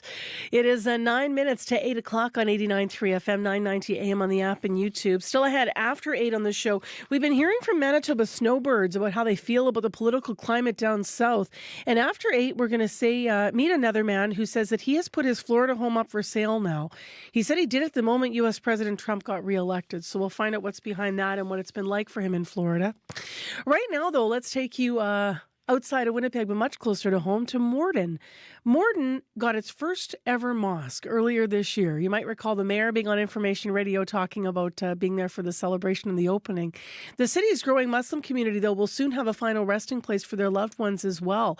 The city of Morden and the Pembina Valley Muslim community have arranged to set aside land for an Islamic burial site at Lakeside Cemetery. This would be the second Islamic cemetery in the province. The area's Muslim community has grown to nearly 150 families. That's over the last 5 years. S.K. Rubiat Zaman is the director of Morden's Mosque, and he spoke with the CBC's Rosanna Hempel about what the new cemetery will mean for the community. So Morden City always has this plan to actually do a burial center. So and then previously the Muslims of Morden have approached the city to have a Muslim section, Muslim burial area in the cemetery. So that's how the discussion started. But when then at some point, city of Morden actually said, okay, so we're gonna have a dedicated area. So then I worked with the city of Morden officials to get it right, like so because the Muslim burial has a specific criteria, like we have to have a specific direction and stuff. So that's what we did. Tell me a little bit more about what kind of criteria do you need for, like, what makes a burial place an Islamic burial? We worked out in a specific set of criteria, but the most important things are the burial area has to be separated, and the direction of the burial, like we have a specific direction. The head has to be in a specific direction, and the leg has to be in a specific direction. So we worked out all these details with other Muslim scholars, like we also consulted with the Winnipeg Burial Center, and then we came up with the perfect plan. Okay. Yeah. And so what direction would the feet go in? What direction would the head go in? I have to look into the details of it, but it's kind of like when you lay down, your head goes to sideways, and the head has to face Qibla. Qibla means the Makkah. So that's how it works. And the head, I guess, goes to south, right? South, and then the leg goes to north, something like that. Okay. Southeast or northeast, like something like that. And is there a significance in the way the body itself is directed? This is the rule, this is the law. Yes, it has quite a big significance, because like if that is not done right, it's not done right, right? Mm-hmm. So that's how it is. Okay. Yeah. And can you talk about why that's important for the Muslim community? The Muslim burial area? Yeah, because so we have almost 150 families in here, like in the Pembina Valley region, Muslim families, and it's growing every day, right? So whenever death happens in the family, we have to send them to Winnipeg, or it's a very cumbersome and very lengthy procedure. So it has been a blessing that we have something in here it's so close to our community. Yeah, so that's why it's the distance of it and the convenience of it is it's very important. Yeah. Is it you talked about it's also the distance, it's probably the cost as well? Right, yes. Yeah, okay. Correct. And are you able to say how long this has really been a necessity here? The Muslim community is new here, so it's not very it's not new, I should say, but it's not significant. It was not very significant up until this point, right? We have 150 families, but 5 years back, before COVID, there was not a lot of it, right? So maybe the Winkler Mosque started 6-7 years ago. Yeah, 6-7 years ago. So you can see that that is the length of this community. So now we have more and more people coming here. So now it would be more important for us to have a mosque here, a Muslim burial area, where the community can feel at home. So they do have the necessities for the heart is in here, right? And do you want to talk a little bit about your story? How long have you been in this community? I have been here for almost 4 years now. I moved in here from Bangladesh, and then since I moved into COVID, my son, when I moved, he was 4 years old. Yeah, 4 years old, and then he never seen a mosque because of the COVID. Everything was closed all around the world, right? You were not allowed to go into the mosque because of the distancing and everything, right? So I always felt that need, he didn't see our culture. He's always at home, but didn't see these. So, and not only me, all the families around here actually see this, feel the same. So that's how it all started. That was S.K. Rubaiyat Zaman, the director of Morden's Mosque, in conversation there with CBC's Rosanna Hempel when she was in the area for Communities in Focus.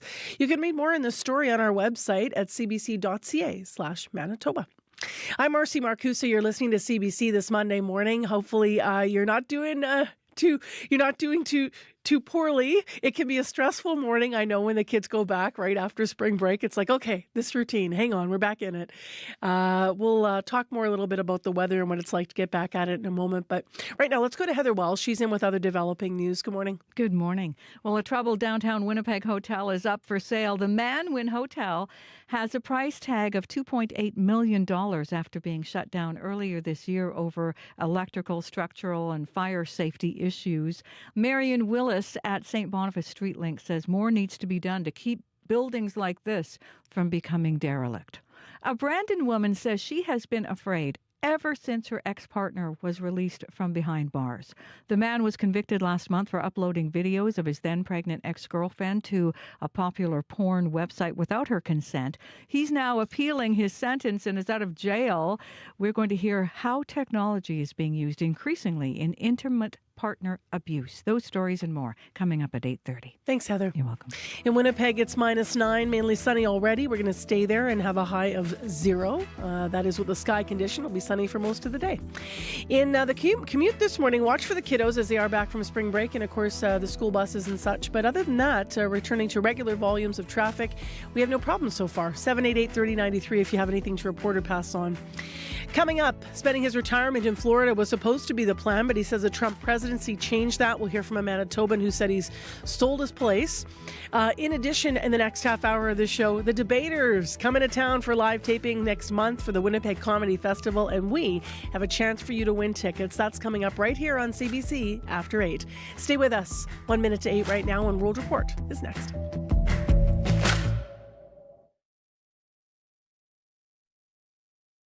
On cue. I'm Garby Bailey in for Tom Power. Some of the funniest people in Canada have one thing in common. They've likely been on the stage of the Nubian Comedy Review. Kenny Robinson is the impresario and looks back on 30 years hosting some very funny people. And we've gone from being just a show to being an event. Q, this morning at 10:30 in Newfoundland, and on the CBC Listen app, or wherever you get your podcasts. Helping aging parents from a distance can be difficult. You can't be there for appointments and regular visits, and it can come with a lot of guilt. Matt Galloway hears from two children navigating their parents' support from afar. As We Age, on The Current in half an hour. This is World Report. Good morning. I'm Marcia Young. Stock markets around the world are reporting major losses this morning. Investors are preparing for U.S. President Donald Trump's sweeping new tariffs. Markets in Japan, Hong Kong, China, and South Korea have closed the trading day in the red. European markets are also down. Some are reporting record-setting declines. The CBC's senior business correspondent, Peter Armstrong, has the latest. This was absolutely expected. Analysts said without a clear effort to find a way out of this over the weekend, the sell-off would deepen. And still, the plunge is kind of shocking to watch. Hong Kong's market closed down 13%, its worst day since 1997.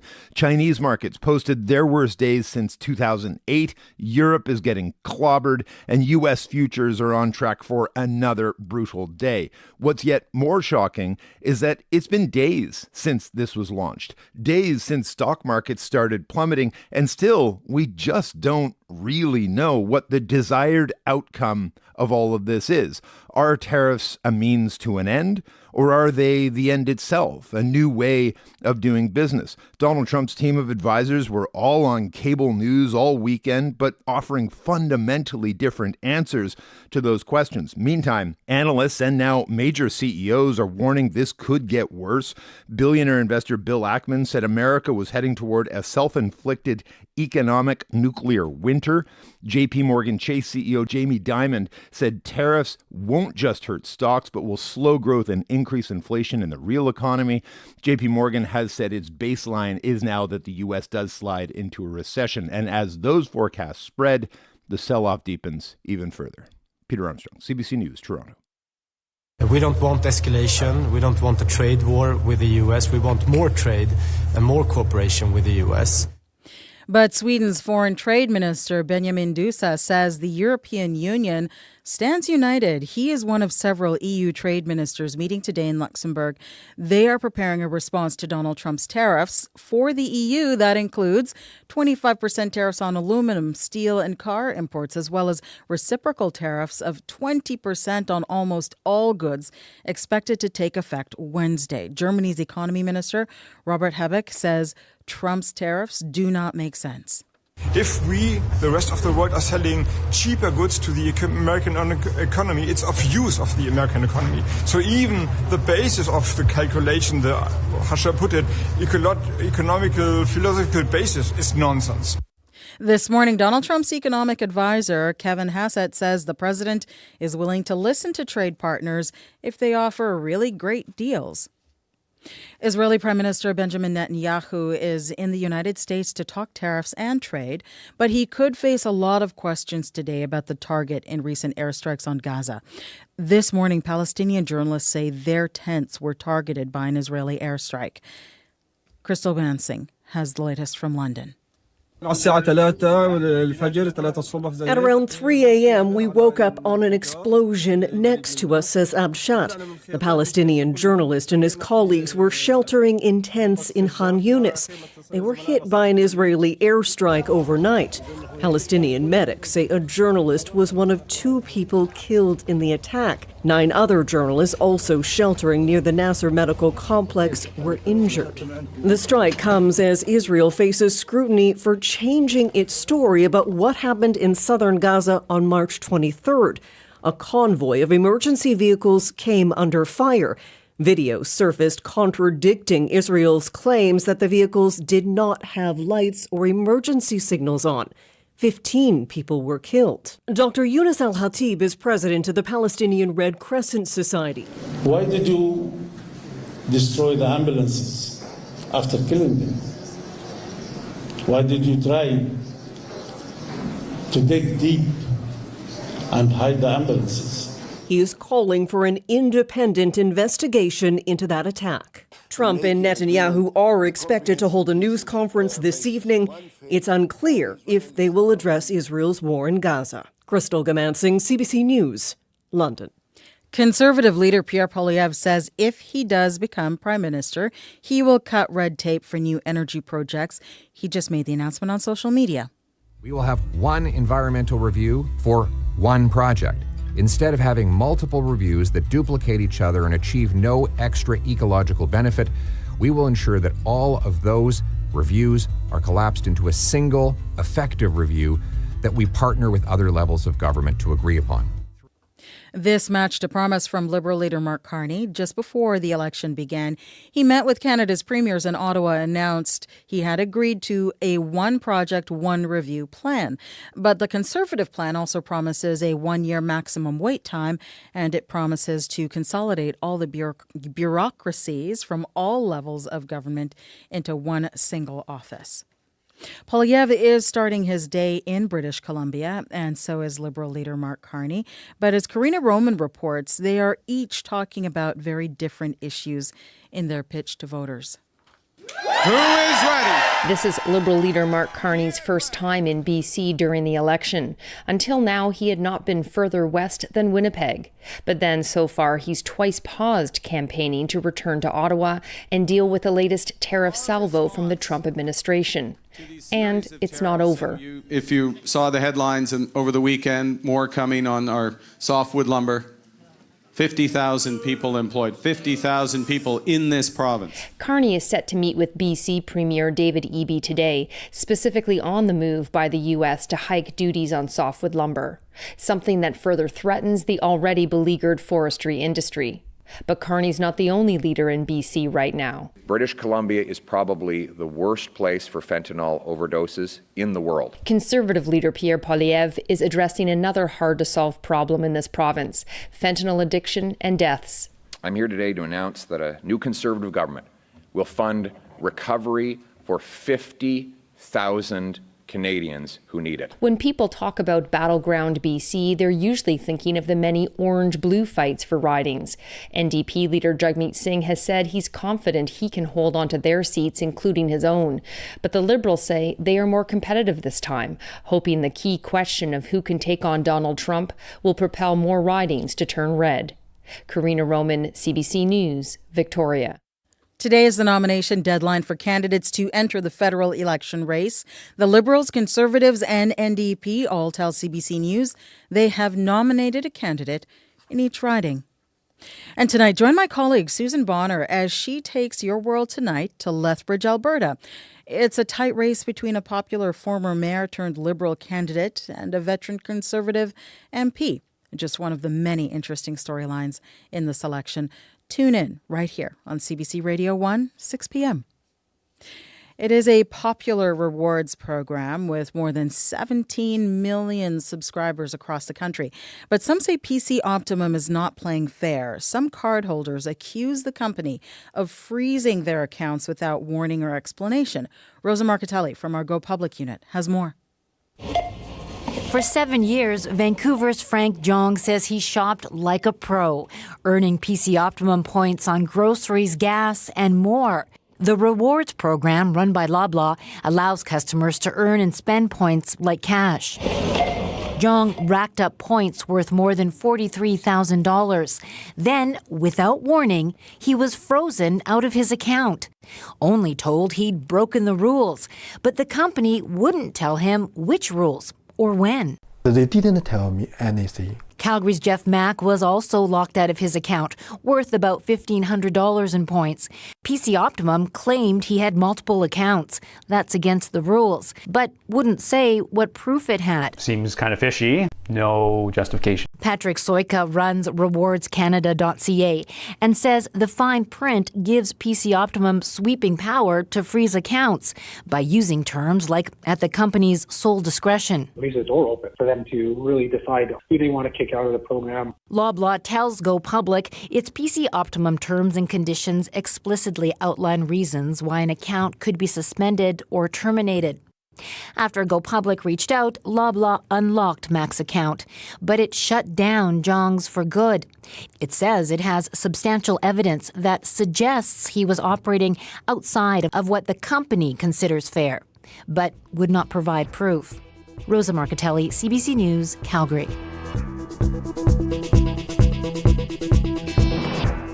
And that is the latest national and international news from World Report. News anytime at cbcnews.ca. I'm Marcia Young.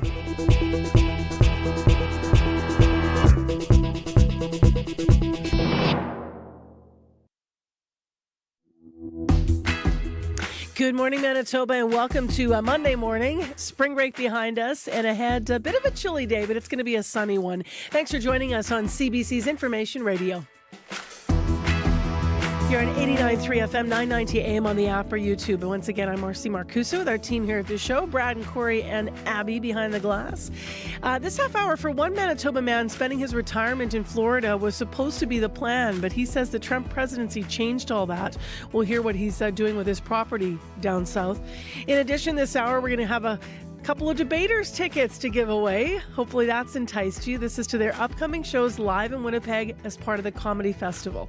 So stay tuned. We're going to kick it off with hearing some never before heard footage and sound from a debater show. So stay tuned.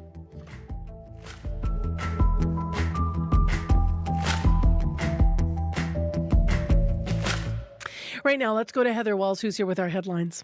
Good morning. An old trouble downtown Winnipeg hotel is for sale. The price tag for the Manwin Hotel on Main Street is $2.8 million. The sale comes month after the city ordered the property vacated over safety concerns. The realtor says the owner made the decision to sell after losing an appeal against the city on that order to close. Well, they came by the hundreds. They were decked in red and white outside the Manitoba legislature yesterday. Everyone is welcome. We are people first. You remember that voice, Fred Penner joining the crowd. Rally for Canada as pride surges amid the trade war and threats of annexation from U.S. President Donald Trump. We'll hear more about what happened there coming up in our next news at 8:30. Bouncy castles all over the front lawn, right? Yeah. Of the ledge yesterday. Lots of pictures. Thank you, Heather. You're welcome. You can check out that online at cbc.ca/Manitoba. All right, well, let's see if it's going to be bouncy castle weather today, Abby. Definitely it will be with that chilly start we're getting. Expect sunny conditions throughout the day. We're seeing temperatures around -9, -8, and all the way to -12 in the southern regions this morning. The winds will be light, however. Just be prepared for that chilly start. The wind chill feels like -20 this morning, but most regions hovering around -9 and -12. The skies will remain clear tonight into the overnight period, where we'll see temperatures drop to around -10. In other regions, it's still going to be clear, sunny already. Sunshine already made its appearance. We have -22 in Thompson, -27 in Churchill, and Winnipeg at -9. All right, thanks, Abby. Thank you. Let's get back into your Monday morning commute and find out if anything's problematic with Corey Funk. Yeah, no problems actually that I've heard of at all yet this morning. It seems like a pretty smooth commute overall, but if you're walking, biking, driving, you see something, give me a call on the CBC commuter line. That number 204-788-3093. Now, we're also asking you to call the listener line with what you're done with. You know, when it's sunny out, you look outside and think it's going to be beautiful, and you walk out and it's still chilly and you're kind of done with winter. Mm-hmm. So we're asking specifically what you're done with. You're writing in about icy sidewalks and winter jackets. I like this one. Vicky Rempel says, persuading my international students that there really will be a spring. So they're waiting. Kathleen Noah Black saying, my garage is frozen shut. Maybe it's going to thaw out in that one dark corner. Thanks to my neighbors for letting me schlep through their yard to take out the garbage. And Mel Zabrocki saying, I'm so done with the ice. I am old, Mel says. I'm always in fear of breaking myself on the ice. So lots of challenges. While we're talking about mobility and while we're talking about getting around, I do want to just flag something that tomorrow night I'm going to be helping out with moderating a debate on accessibility in Canada. This is put on by the Manitoba League of Persons with Disabilities, and this is sponsored by Election Canada. So it's an Election Canada event. And if you want to read details, you can go to my Facebook page, but that's tomorrow evening. Time right now is 8:14.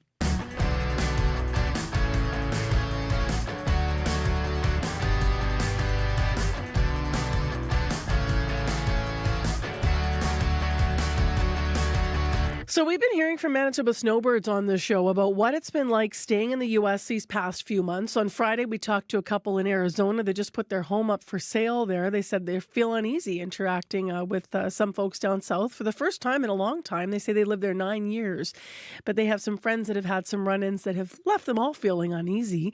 The Canadians, that is, in the area where they live. That's what they reported on Friday. Now, a lot of people are saying the current trade war is pushing them to sell stateside homes. Manitoban Brian Jamieson says he spent the last year trying to sell his home in Florida. When he bought the home over a decade ago, he also said it felt like a dream come true, but he says American politics have quickly turned that into a nightmare. He's not the only one, and before we talk with him, I want to hear more from Lori Levine, or you, rather. We'd like you to hear more from Lori Levine. She's a realtor in Arizona, and he's a realtor in Arizona, and he spoke to the CBC's Faith Fundal and said he's getting a lot of calls from Canadians who are looking to sell.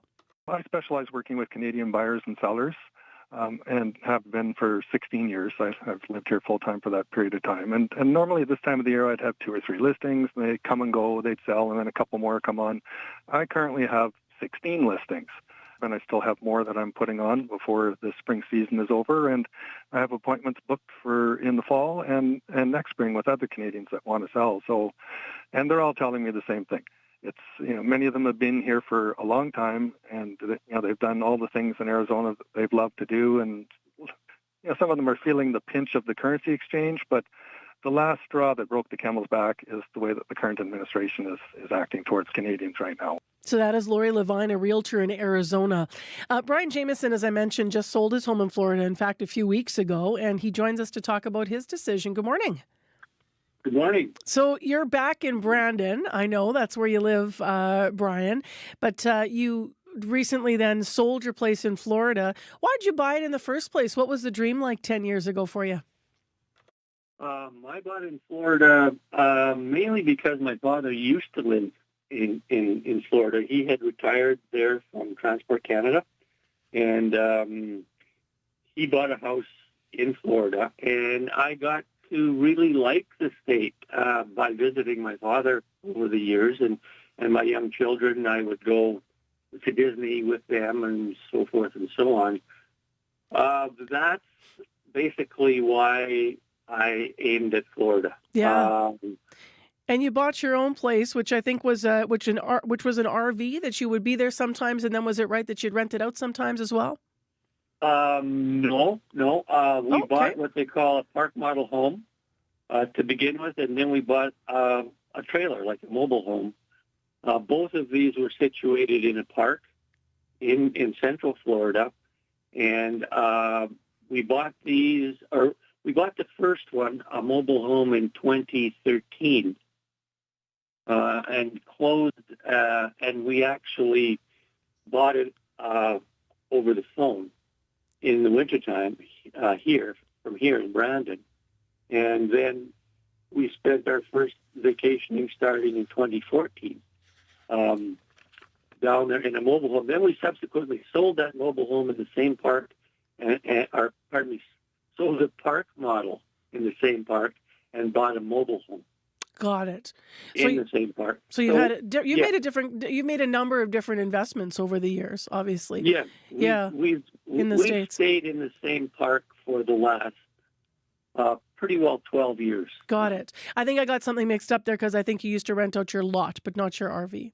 No, we weren't allowed to rent our unit. Then I just have I just have a wrong piece of information. I'm going to set that aside, Brian, because the whole point is that you sold everything. So why did you do that? Yeah. What makes it about the current political climate? What made you want to sell? Well, like the previous realtor said that you just had on, politics just got to be the straw that broke the camel's back. And the park changed ownership several times. The rents were quite reasonable, and in the last 3 years, the rents had doubled. Now, we owned our home, of course, but the land rent had doubled. Got it. What was it about politics, the current political climate, that made you want to sell? What is it about the political climate specifically? I've been more or less following, Donald Trump's career ever since he was young. I'm not that far off of his age right now, myself. But I was quite shocked that he was elected in 2016 or 2015, at the end of 2015, and I could not understand how people would actually be able to do that, or to do that type of rationale to elect that person. Okay, fine. Joe Biden comes along, and Joe was fine, liked him. And then, lo and behold, Donald Trump comes along again. And we're all deep into that again right now. And that... And it's specifically because of his convictions, I understand, Donald Trump's, that really make you feel like... yes, that's that you don't correct. Like about him. You know, and we have lots of friends in the park that are Republican and Democrat and so forth and so on, but they, quite frankly, and we are keeping in touch with them, the Democrats, like the park is actually emptying out now, mainly because it's Florida now, and it's just not the same Florida it used to be. How is it different from what it used to be in terms of how safe you feel as a Canadian in the States, or how welcome maybe you feel? Like what does it feel like in Florida? We've been talking to people in Arizona so far, so I'm curious about where you have been in Florida.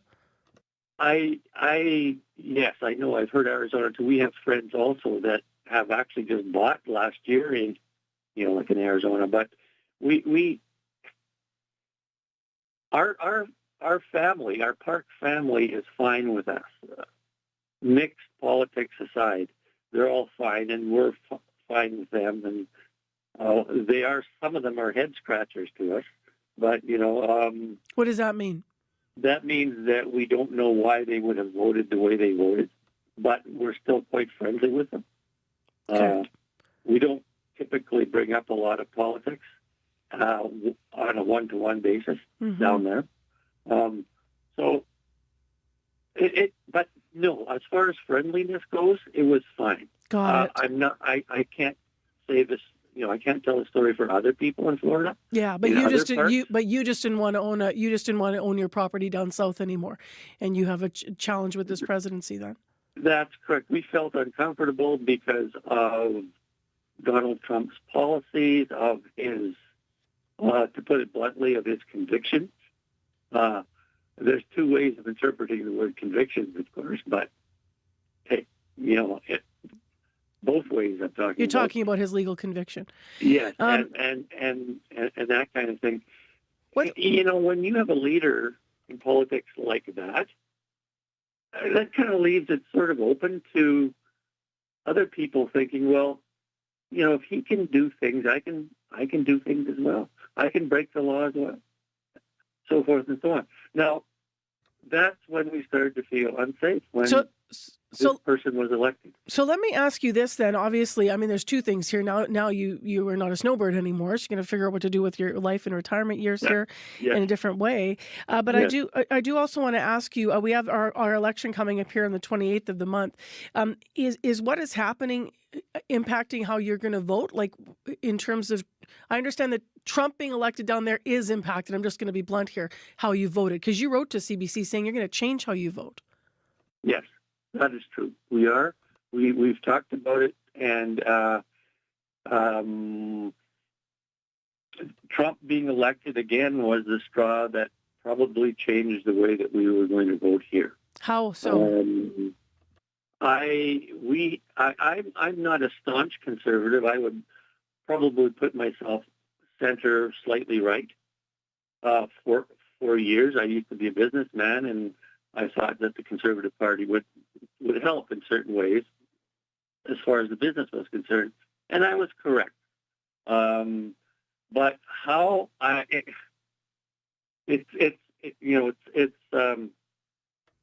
Pierre Poilievre, when he came on the scene, we both kind of thought, my wife and I, oh no. The Conservatives who we had been voted for pretty constantly. And Larry McGuire was a friend of mine in here Brandon, in and he's not Brandon. playing it. And he's not running this year. Yeah, And he's not running. So that made the decision easier, although I would have still picked the Liberal candidate here in Brandon Source. Okay, so you're switching your vote from Conservative to Liberal this year. And part of that is because you said you have your incumbent not running, who is somebody that you knew. And then also you feel Pierre Poilievre is not the right leader right now for you. Is that correct? That's correct. And one of the things is, there's a bunch of things there.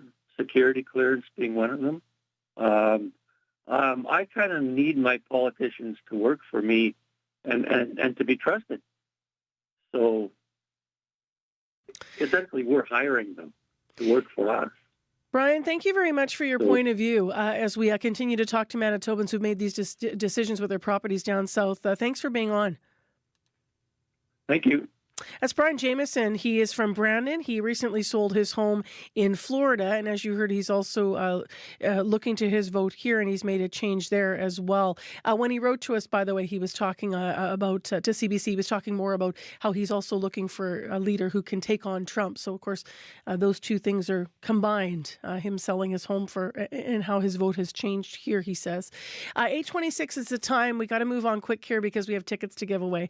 The Debaters coming to town, live taping next month, Winnipeg Comedy Festival, so you can check out all of their different debates.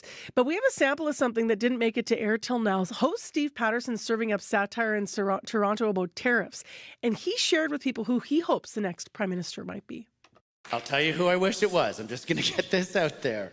I wish our new Prime Minister was one of our old Prime Ministers, Jean Chrétien, because that's the guy we need right now. He has come back into the news, very proud Canadian, and he just tells it like it is. And I sort of wish we had a leader who would just tell it like it is. If he could get a meeting down there, we'd have everything solved. He would just take their leader's tie and be like, "You stupid son of a..."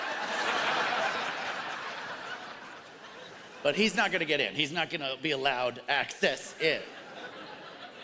So we need the Team Canada approach. I've thought of the Canadian that we should say is going down there. Celine Dion. No one's turning down Celine Dion for a meeting. Celine Dion says she wants to meet you, says she wants to sing you a song. You take the meeting, right? But at the last second, Team Canada, we switch her out with Jean Chrétien.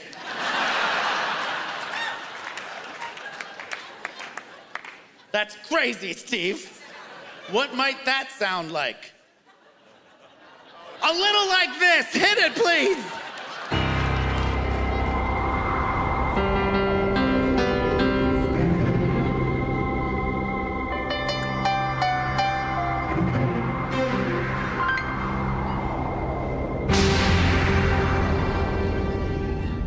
There are days when the wind, she's so cold that your body freezes if you don't have access to good, clean Canadian energy. And there are days when the sun, she's so hot that the trees, they catch on fire and you need help from brave Canadian firefighter. I started laughing when I heard you were running again. Thought to myself, that stupid fool could never win. They can't be that stupid, can they? I guess they can.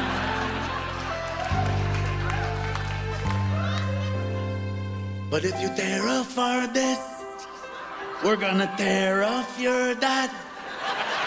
If you keep this crap up, I'll tear off your neck fat. You say 51st date, I say n'est pas tout that. I've been gone for a while, but I guess I'll come back for this.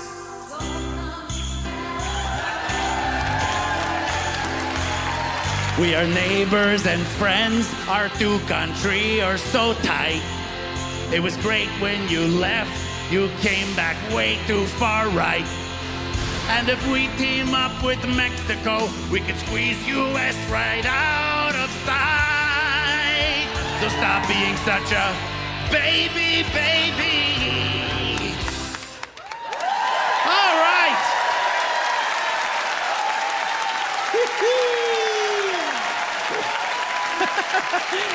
That's a never-before-aired sample from the Debaters live show in Toronto in March. And we have 2 pairs of tickets to give away to the Debaters live shows in Winnipeg on May 2nd and 3rd. And that's the fun of it, right? You're there for a live taping, so you're going to get things that'll make it into the show, and you're going to get things that are just there for the live. And we have tickets for each show for this. So they're debating topics like, are jeans the best type of pants? Mother's Day versus Father's Day, and is Winnipeg the best place to raise a family? To be part of this and to win tickets, you have to email us at win@cbc.ca. And that's not all. We want you to tell us about a popular or ridiculous debate topic in your household. So that's the only way to enter. Win@cbc.ca through email. Tell us about a debate topic in your household, and please use the subject line Debaters. And good luck winning tickets. We will continue to open that email leading up to when we're going to choose our winners. Right now, your CBC Winnipeg News. This is CBC News.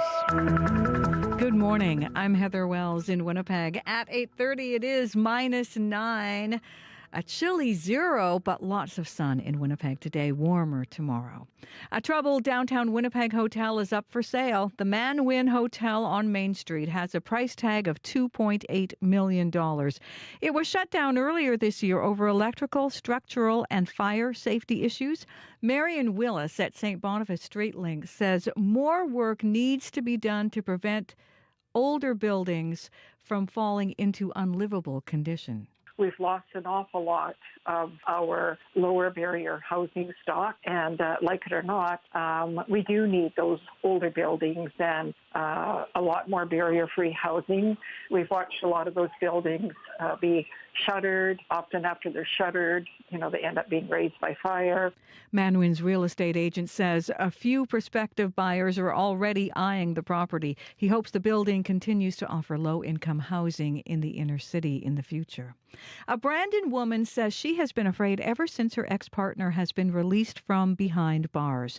The man was convicted last month for uploading videos of his then-pregnant ex-girlfriend to a popular porn website without her consent.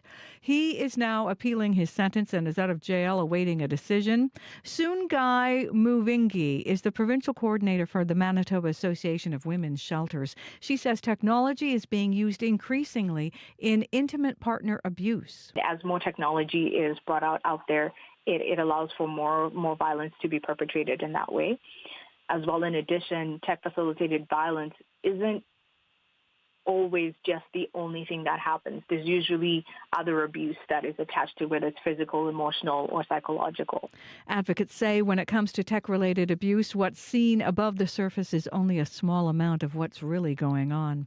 North American markets opened just moments ago, and if the futures market is any indication, we're headed for another big drop for U.S. stock markets. Investors continuing to worry about U.S. President Donald Trump's tariffs announced last week. European markets were down sharply, and markets in Asia tumbled overnight. Now, decked out in red and white, hundreds were raising their voices outside the Manitoba legislature yesterday. We love Canada. Premier Rob Canoe greeting the crowd, showing support for Canada as Canadian pride surges among that trade war and threats of annexation from U.S. President Trump. 11-year-old Charlie Roberts was in the crowd. We just want to stay Canada. We don't want to be 51st state. We're going to be Canada. We don't want to change. We like it here. We can improve, but we don't want to be the United States too. The rally, complete with games and musical performances, was organized by the Manitoba government. The Pembina Valley Muslim community is soon going to have a dedicated local burial site for their loved ones. Later this year, Muslim burials will be offered at Lakeside Cemetery in Morden. It will be the second location in Manitoba after Winnipeg.